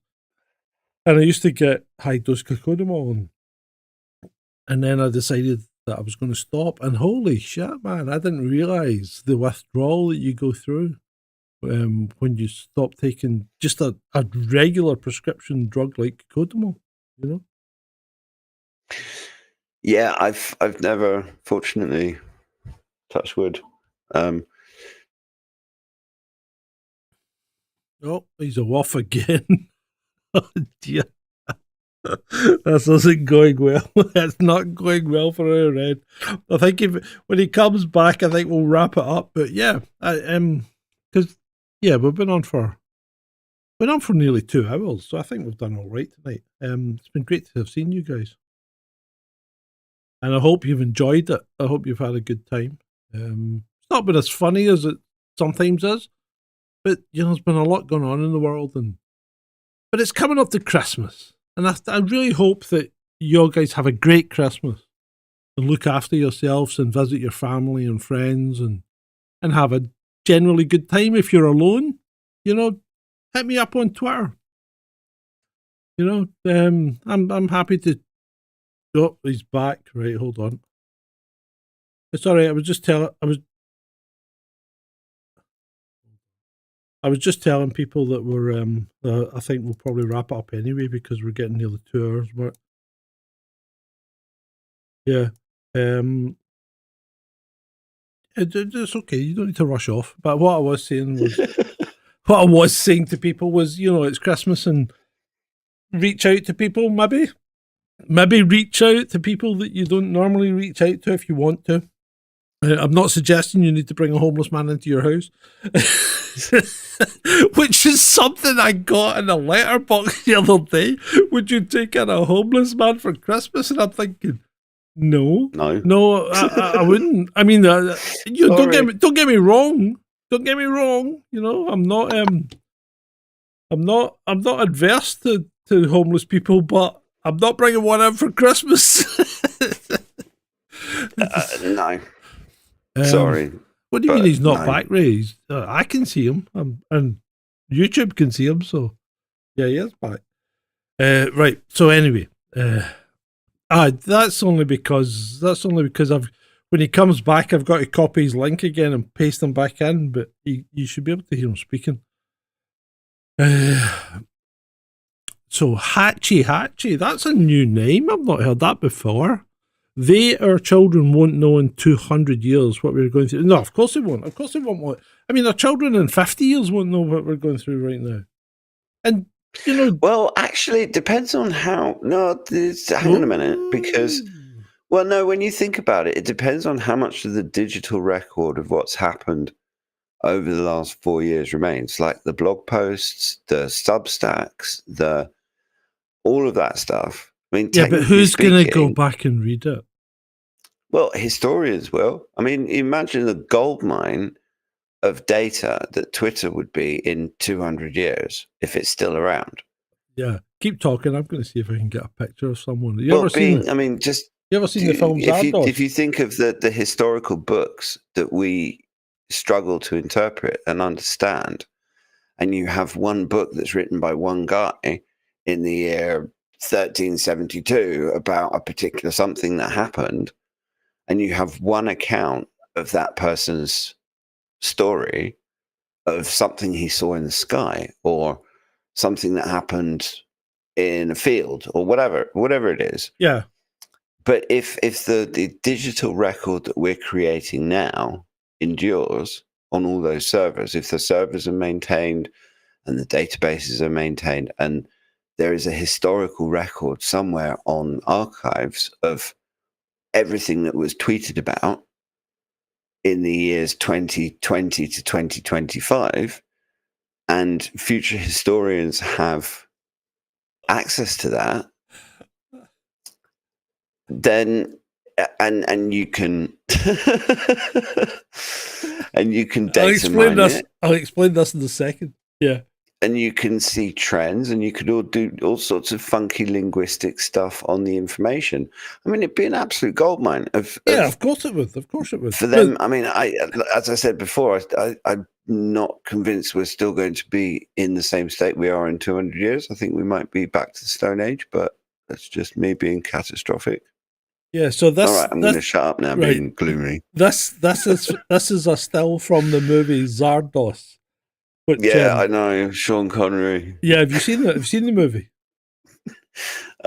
Yes. 1974. Sean Connery spent most of the movie in a fucking red nappy.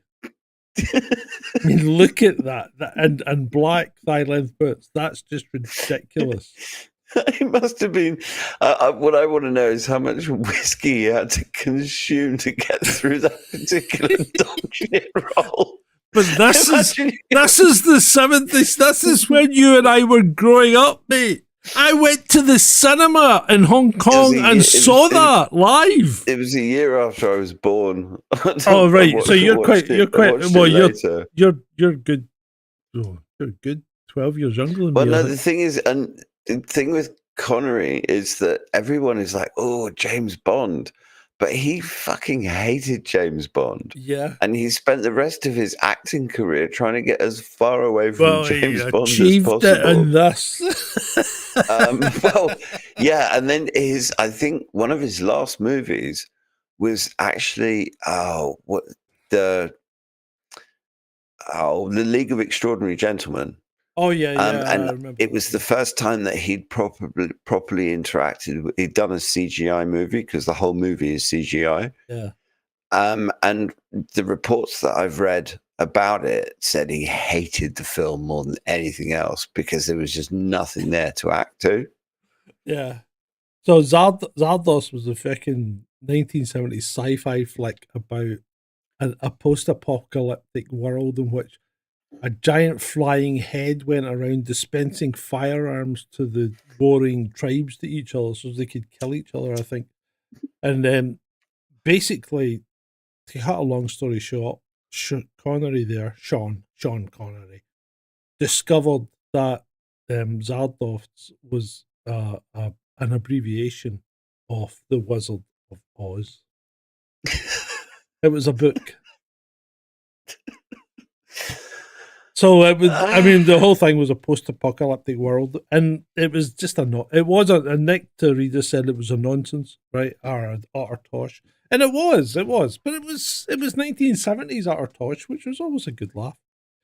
Which but- compared to most modern Tosh is probably still Yeah. better.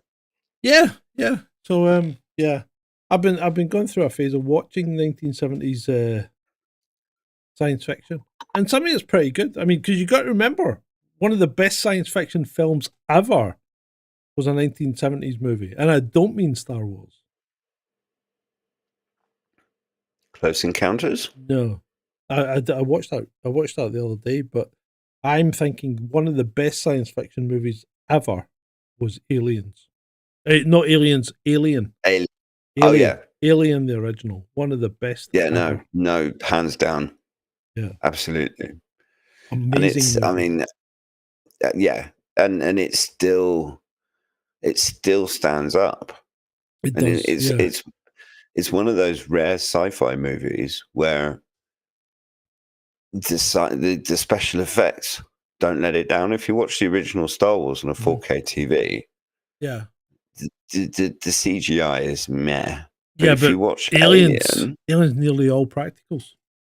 absolutely, and it's and I mean they kept the original film, so they've upscaled it brilliantly for 4K, and it's still a fantastic film. But I think one of the reasons for that is it leaves a huge amount to the imagination, more than any of the sequels that or prequels or the multitude of films that followed it.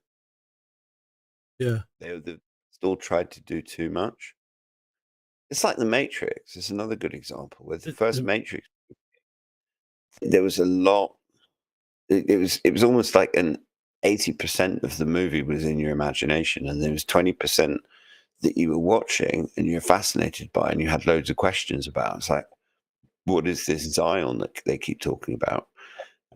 And then the second and third movies, they just had loads of money and loads of CGI, and they just The they first This- movie was tremendous.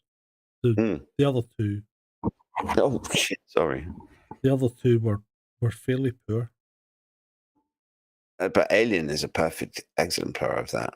Yeah. But I mean, even Well, no, I mean Aliens was pretty damn good as well. That was a good. It went more action orientated, but it was still really well done. After that, forget it. Yeah, just forget it. well, some of them I've watched all of them, and some were better than others. Some were absolute dog shit. Yeah, And there's a few of them. I don't know. I like brains that I love brains.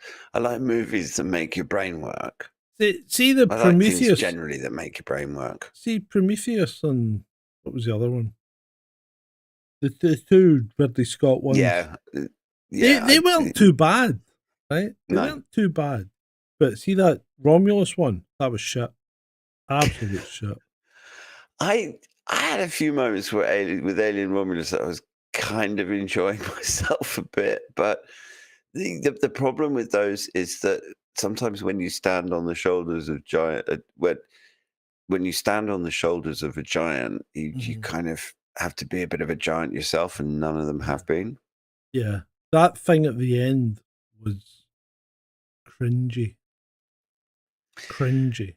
There's always something in the thing that ruins it, basically. Yeah. Yeah, I did. It was like I was talking to you about the Jackal the other night, or last night as well.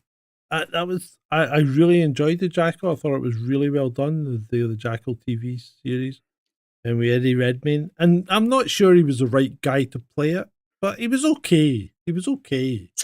I quite liked it, but I hated the He's a good MI. actor. Sorry. He's a good actor. Yeah, he's good. He was good on the peculiar creatures things and all that. But I understand what you mean. Is that some people are better suited for roles than others? Yeah, but the MI6, the lead in the MI6 team just wasn't suited to the role at all. Just wasn't. It was a she. She was diverse. I mean, I don't understand why they put someone like that. I mean, she had the fattest ass I've ever seen. You've already answered your own question. Well, before yeah, the I know, fattest but ass it- bit. And the denouement. So we don't live in a meritocracy anymore. No, we don't. We live in a diversitocracy. Yeah, you're right. You're right. And I just don't understand why she was in the role. And it wasn't the fact that it wasn't the colour of her skin that was the problem. It was the fact of the kind of person she was, because there are plenty of other black actresses that you could have put in that role that would have been way more suited to it. Way more suited. Because if you're going to have someone in that kind of role, you need someone who's fairly athletic. And when I was in the firearms team, I was, 11 and a half stone, 12 stone. I was built like a racing snake because everybody trained, Nobody was fat. Everybody trained because you had to run. We trained twice a month, I think. And we requalified every 3 months. And you had to run. You had to run in full kit, body armor and everything. Just like, not just like the army, but, you did a lot of training. You Army did a lot. light. You did a lot of training. You did a lot of shooting. You did a lot of scenario play, and you were fit. You had to be fit to do the job because you had to carry a lot of kit. You put body armor on. It's not fucking light because you got a ceramic plate in there as well. The thing's heavy, and then you got all the shit that you've got to put around it. Your gear, your radios. Some of them now look like the they guns. spent too much time in Dunkin' Donuts. They do, and you can't be that size and be effective. And this is the problem. I was never fat as a cop, never, and But yet it's also, now when they you- all when are. you're thinking about the example, because the thing about being in the police is that it's not just the uniform, it's not just the authority of the law. Mhm. As a member of the public who's never been in the police, one expects a certain standard. You want it's like a Yeah. policeman. They're supposed to be able to step in and stop two drunken assholes from battering the shit out of a woman or whatever. You think that maybe was a reason for the height regulation? Like you couldn't join the police if you were less than Well, yeah, and makes perfect sense. in Strathclyde, it was 5 foot. You had to be a minimum of 5'10", right?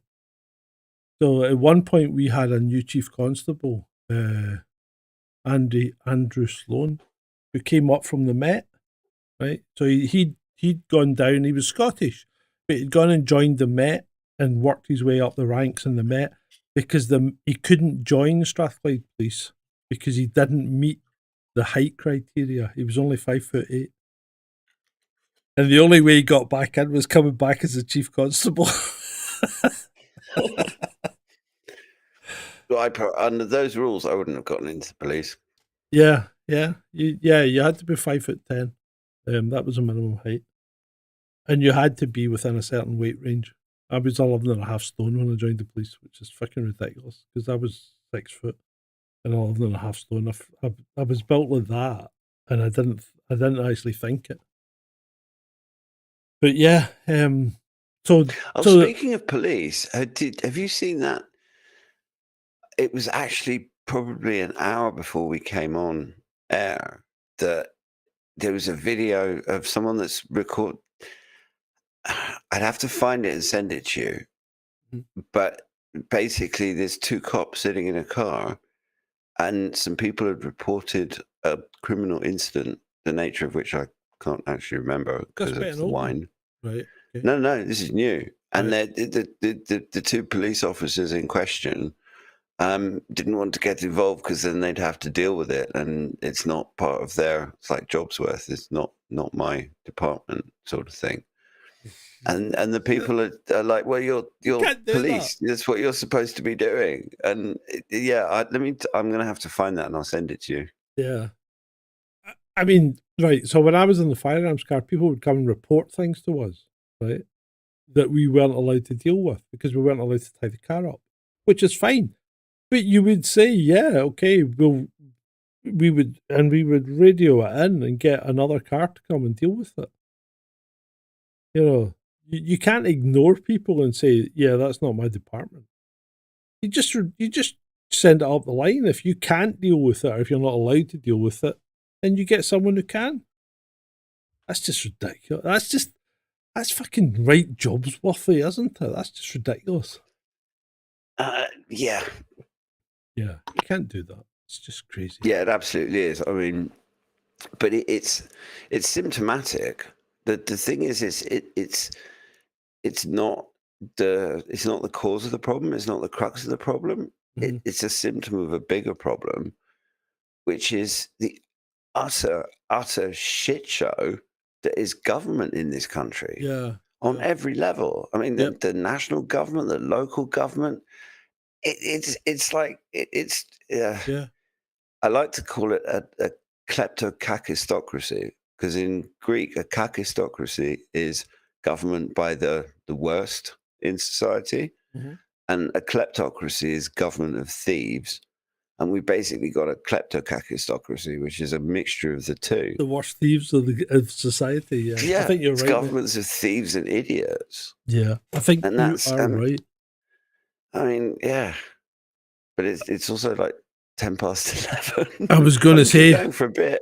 yeah. I mean, if people are still watching and people want us to keep going, I'll keep talking for a bit. Well, it's up to you. I mean, I'm more than happy to call I've it still quits got if wine. you want. If you're still, I've still got things to drink and smoke. Have we got? And yeah, I mean, we're talking about addictions. We were talking about pills. Fortunately, the only addiction that I've got is nicotine. yeah, Alcohol. I went through a personal bereavement about 20 odd years ago. uh-huh. And after that, one of the unhelpful ways that I dealt with it was by drinking far too much, Yeah, far too frequently. And I mean, I dealt with that. It never became something that I would describe as a problem.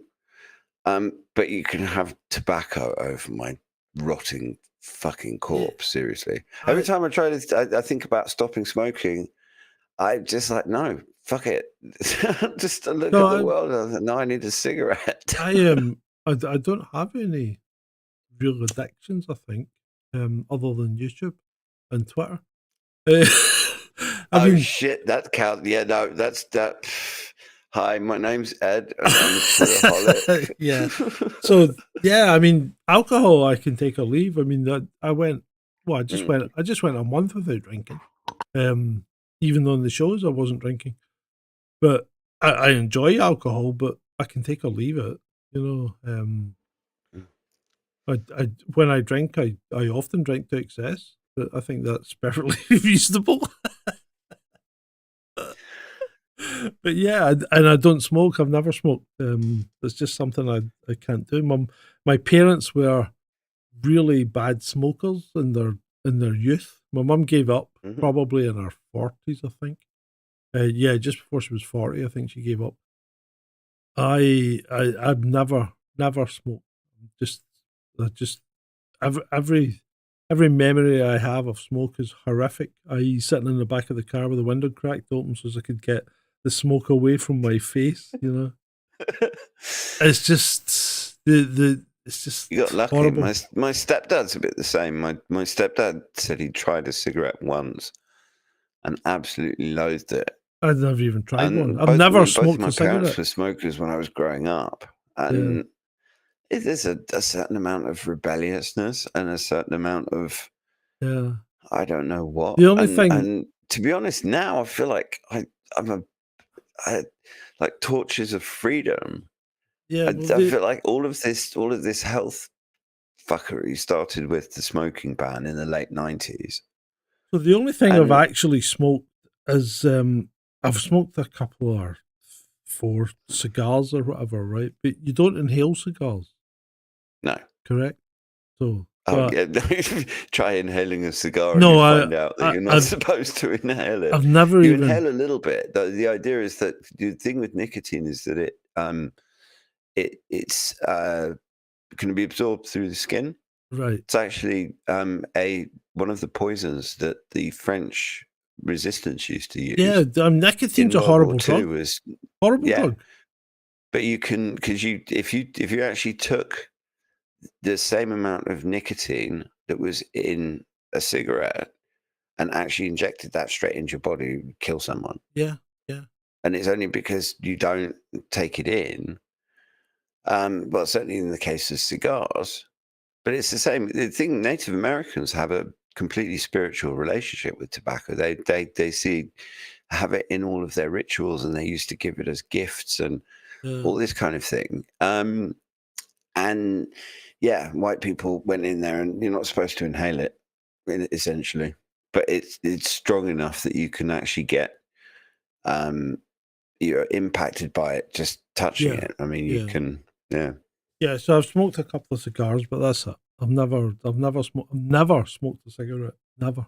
But a good cigar and a brandy is, I mean, to be Yeah. honest, every man who wants to call himself a man should have had a cigar and a brandy once in his life. Brandy. I like brandy. I don't like whiskey, although I like Jack And I'm Daniels. not talking about, I'm not talking about a cheap Oh no, you're talking cigar. about I'm talking about a Cohiba, yeah, no, and I'm and a talking good about brandy. a glass of decent Cognac. cognac. Yeah, aye. And you're sitting in a dinner jacket, With tuxedo to Americans, with a big balloon glass, so as you can with swill a big it balloon and glass warm that's it been up. slightly warmed up, and Yeah. and this giant fat cigar that you have to clip the end of, Yeah. and you're with other men discussing manly things, and it's just it's one of those, you've got to do it. And are we still here? Am I Yeah. still here? Yeah, you're still here. Yay! The The screen went dark. It's just all right. Hachi said the thing is pretty good. The thing is brill, but the thing is 1980s. It's not a 70s movie. The thing, isn't Thing it? is, good movie though. Oh, the thing's a and to be brilliant honest- movie. Loved it. The Kurt Russell's thing's brilliant.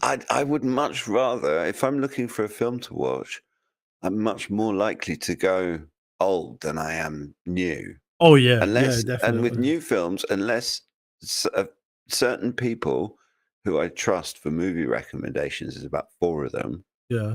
Unless one of those people suggests I watch something, I'll stay. I just don't watch anything. Well, you know, I'll go back.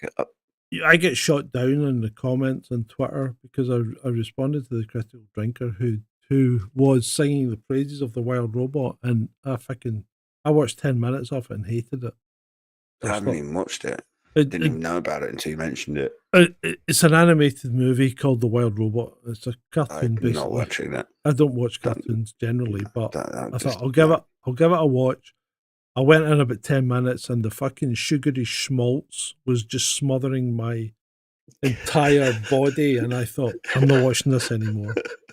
Shit, just shit. And everybody, Nerdrotic and Critical Drinker and all that are going, it's a good movie. It's a wholesome family movie. Fuck your wholesome family movie. I don't want a wholesome family movie. I want something that challenges me, that makes me want to think, that inspires me, or makes me angry, or or want at to least change just the carries world. you away in a Yeah. story. Yeah, I don't want a sugary piece of shit that makes you think everything's great, because nothing fucking is. Tell it to me straight. That's how I want it. No, that's fair enough. And Yeah. each to his own, as they say. Yeah. I mean, personally, I'd be more.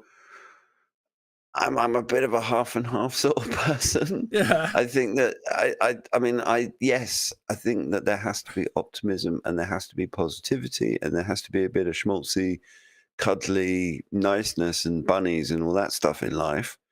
But at the same time, life is quite miserable and serious most of the time, and you have to acknowledge that as well. And I like balance. It's like the guy everything- feeding the fox, isn't it?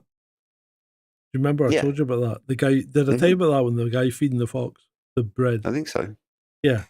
The guy was feeding the fox a bit of bread, and it came up and took the bread and spat it out. and the guy picked up the bread again to feed it to the fox, and this time it fucking bit his finger. It's because I want meat, bitch. Yeah, exactly. It doesn't want bread; Not it wants vegetarian. meat. Yeah, exactly. So yeah, nature is cruel and horrific. It really is. Well, yeah, but everything's ultimately food. Yeah, you're either And it's all eating or you're being used. eaten. Mm. And when it's like even when the animal's eaten you and pooped you out, you still then generate new life. Yeah.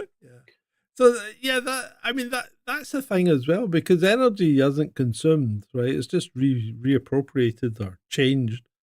So in the same way, atoms aren't consumed, you know. So the atoms that make you up right now, well, one didn't make you up 7 years ago, right?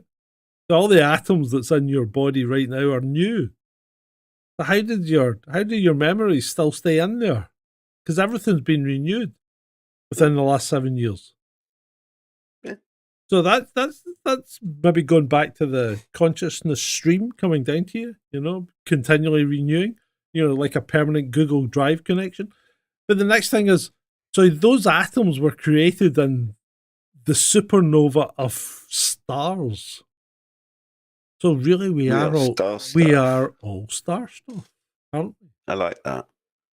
Yeah, we are all star stuff. There's a symmetry to it, and Yeah. that's and with all of the horror, and it's like this. They've got a really good example of this. For all of the horrible stuff that I see on Twitter on an average day, and I'm not talking about people being nasty to each other. Yeah. I'm talking about pictures of horrific things coming out of the Middle East and Ukraine and all of these war zones where people are being beastly to each other. And then every single day, without fail, Niall Harbison comes up with one of his dog stories of some Yeah. street dog that he's rescued in Thailand. And he's turned this thing around, and literally I'm blubbering like a fucking baby over my phone. And that's but this is it's people like Niall and all of the unnamed other good people out there who are just doing little things. He's the only thing that guy cares about is his Thai street dogs. Yeah. And he can't change the world, but he can change the world for a few of those dogs. But And there's two little ones. No, the one that really got me this week, I Yeah, can't I remember saw what, that. what I he's saw called it. them.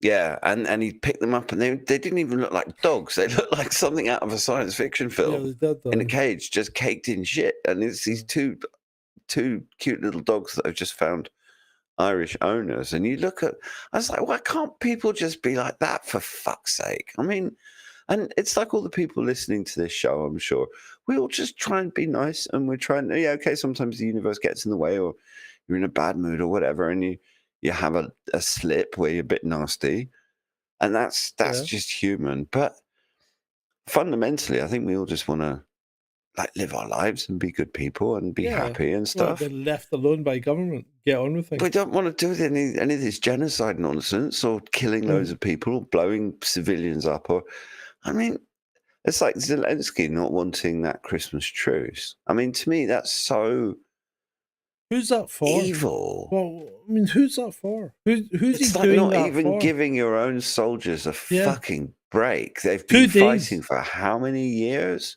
Well, that's And he's what, not even 2 prepared years? to. Yeah. I mean, and he's not even prepared to give them a respite, not because of any other reason than he doesn't. An ego is basically what it comes down to. And it's so. It was like when I first heard about the Christmas truce in 1914, Yeah. and I didn't actually know, because I'd heard about it because my granny told me about it, but she was always really sweet and she wanted to protect me from the evil in the world. So she didn't tell me that all the bloody soldiers got into trouble afterwards. And Yeah. I found that out later. And I don't know, I don't want to say it broke my heart because it's a bit strong, but I felt really disappointed in the whole universe when I found that out, because I don't know. It's just, why can't people just be a bit nicer to each other? The world would be so much of a nicer place if people just because it's too. I think the problem, Ed, is that we are too. We're exposed to too many people. We need less people in our social circle or in our groupings to be able to be nice to each other. You on can't one level deal. I agree, and on another level I think you're starting to sound a bit Bill Gatesy. Sorry, but you can't. I don't think. What is it they say? You can't have any more than 150 friends. I would say you probably can't have any more than 15. I have a very small number of Yeah, friends. exactly. And I think the problem is it's easy to be nice to people when you have a small group of friends. The bigger that group gets, the more often someone will be in that group that you really don't like or doesn't like you, right? Yeah. And you just don't gel, and that's when things start to go awry. And when you start to get to nation states against nation states, then it's too big. We But have nation we're a nation victim. states But what we are is nation we're a states operate on a victim. different level, guys. Yeah, but we're a victim of too much communication, right? Because if you think you go back to the 50s, right?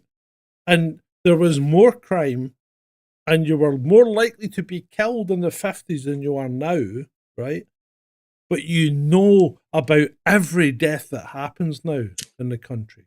You know about everything that happens. And your perception of crime and fear is sky high, whereas in the 50s it was down here, right? So everything gets skewed. I think that's the problem. Our communications are too good. And we as individuals and as people on this planet, we can't cope with it. That's my thought. I agree with that. Well, I mean, I'm actually of a view that the problem, one of the things, it's actually one of the things about humanity that doesn't make any sense to me, is why the Mother Nature would endow us this ability to create this technology, but not give us the psychological makeup necessary to be able to adapt to each new changing piece of technology. Because it's actually, when you think about we do that, adapt, right? The problem is we don't adapt as individuals, we adapt as a race, and we adapt in generational phases. but no, we don't adapt. We absorb the technology, and it is put to No, we whatever adapt. use it's put to. No, we adapt we're on- because what happens is you and I are now getting to the point, right, where technology coming in, we start to stop acknowledging it, really. You know, we start to stop embracing it, right? But younger generations will continue to embrace it and use it to their ends. And that's kind of what happens, I think. Yeah, but right? I mean, I'm to be honest, I'm not necessarily the best example because I feel like I'm still adapting to what the technology is throwing at me. Okay, I'm not on Snapchat, but Snapchat is bullshit anyway. Well, And yeah, I mean, I don't use talk to me TikTok. about TikTok. I don't use either. TikTok. I don't use Snapchat. But I think going back to what you were saying a minute ago, I actually think one of the interesting and difficult things about the technology is with human interaction, it's much easier to be nice to someone when they don't have the ability to punch you in the face But if it's you say also- something they don't like. Whereas It's on the also internet, much. It's also much. Also much easier to be nasty to them. well, that's what I mean. Right. okay. Well, in real life, yeah, okay, we're not talking about Scottish pubs. But the problem with the internet is the anonymous internet arsehole syndrome, which is that Yeah. I used to play World of Warcraft to a frightening extent for about 7 years, and I was running a guild and we were raiding and it was all consuming. But there was one guy in the guild Uh-huh.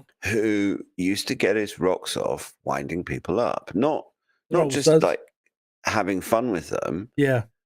but actually just causing problems. Mhm. And I couldn't figure it out. And I couldn't understand why he was doing the things that he was doing until I realized after a drunken conversation with him very late one night, that he's basically just got one of the worst senses of humor of any human being I've ever met.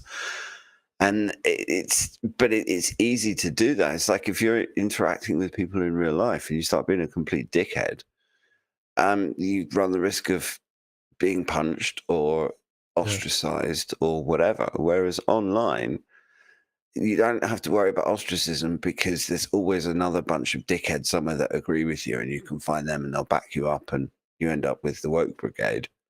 Well, yeah, you're right. I mean, And there's no consequences. Yeah. Look at that guy, Ashton Forbes, the MH370 guy. Go and watch, I think it was Danny Jones. Go and watch Danny Jones' podcast with him, right? Yeah, I'm pretty sure it was Danny Jones, because Danny Jones asks some questions, and the guy is so freaking arrogant and so condescending and aggressive, right? In his answers, and he's just so arrogant in his answers. It's he is right and he will brook no argument, right? Which is fine, but it doesn't make friends and influence people if you go down with that route. Go and watch that No, I've seen podcast it. though, because it's worth I've watching. seen it. Yeah. No, I've seen it. I mean, I still follow the guy on Twitter, and I find some of the stuff he comes out with interesting from a brain food perspective. So the question But is, what agency? I don't want to go down, because you and I have argued about this before. No, so, I just want to know what age he is, right? I want to know what age he is, because he behaves like he's in his mid-30s, right? I mean, he's made a couple of videos this week where he goes, "Oh, Yahtzee," "Oh yeah, look what Halpitoff said," and I mean, he's a bit like that train guy, the guy. I can't watch his videos. I find it's one of those podcasters that I just find really irritating to watch. Who Ashton Forbes. Mm. Yeah, I want to know what age he is, because he said that he was in his dorm room, right? He was in his dorm room at university when he watched the Twin Towers go down, and if that's, and as far as I can work out, he's no older than 39, which makes him fucking what, 12 or something when he was in his dorm room. I'm not even going to go there. Yeah, frankly. well, I will go there. I will go there, because I'll call the fucker out. Obama birth certificate about it. No, I'll call him out, because I mean, I'm already called out. What's his name? Elizondo. I mean, the guy. To me, the guy is. He's either a liar. He's either a liar, or he has, or he's a government agent. I think he's a government agent. I'm not saying I disagree with you about either of them. I don't necessarily share your need to call them out and expose them. I just let them get on with them. The truth stands on its own. I have this overriding urge to get to the truth. It's like justice. This is your inner. This is your. I am the law. Internet policeman. I am the law. You can take the man out of the police, but you can never take the police out of the man. Yeah, probably. I cannot stand these guys, and it's like when you see people like. Well, I was watching David Grush the other night on the program thing. And Jeremy Corbell was sitting behind him, nodding at the hearing, at everything that Grush was saying. And I'm thinking, he's a fucking handler.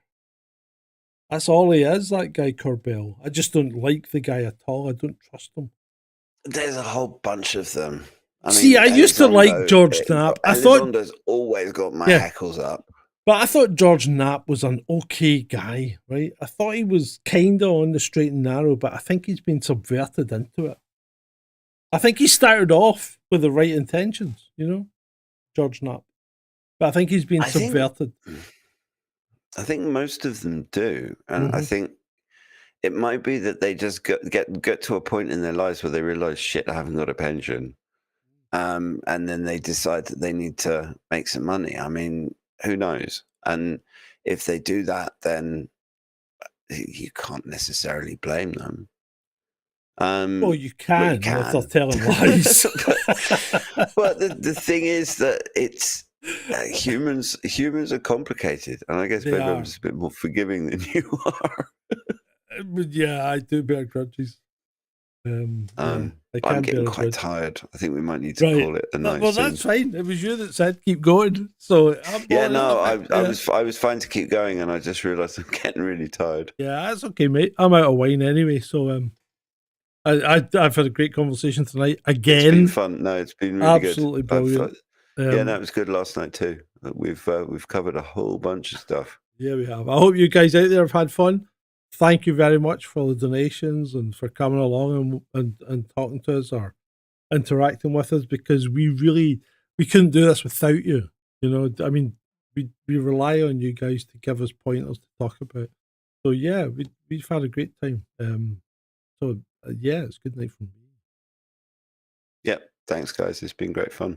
And I'm going to play out with All In for a change, because we've had the Christmas one.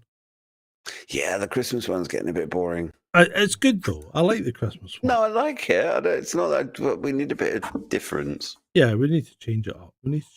So as always, as they say, it's been great for you.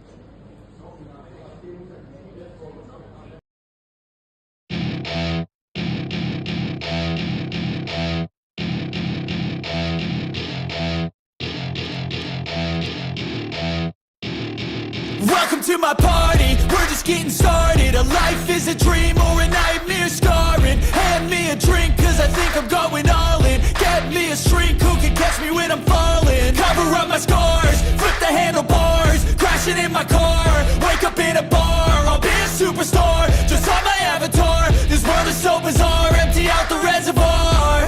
Yeah, I'm taking 6 shots, yeah, straight to the face. And I wanna get lost, I'm sick of this place. Don't know how to stop when I'm feeling this way. So I'm taking 6 shots till I'm feeling okay. I think I'm going crazy, don't think I'll get home safe. So I'm taking 6 shots, all straight to the face. I'm taking 6 shots, are you coming with me? I'm taking 6 shots, yeah, straight to the face. And I wanna get lost, I'm sick of this place. Don't know how to stop when I'm feeling this way. So I'm taking 6 shots till I'm feeling okay. I think I'm going crazy, don't think I'll get home safe. So I'm taking 6 shots, all straight to the face. I'm taking 6 shots, are you coming with me? Sometimes you need to let loose, grab juice, get goose, tattoos, taboos, get screwed. Loosen up, buttercup, all those hate comments will never make you feel enough. We're all adequate graduates, heart full of calluses, but we know calculus. Damn, ain't that fabulous? Can't wait to apply all those mathematicus. But we can't get a job that pays us enough. I'm about to pop off. Fuck you, you're lost. We all know that we never really want a boss. So I'ma do what I want to, something I can't undo. Yeah, I'ma do what I want to, something I can't undo. I'm taking 6 shots, yeah, straight to the face. And I wanna get lost, I'm sick of this place. Don't know how to stop when I'm feeling this way. So I'm taking 6 shots till I'm feeling okay. I think I'm going crazy, don't think I'll get home safe. So I'm taking 6 shots, all straight to the face. I'm taking 6 shots, are you coming with me? I'm taking 6 shots, yeah, straight to the face. And I wanna get lost, I'm sick of this place. Don't know how to stop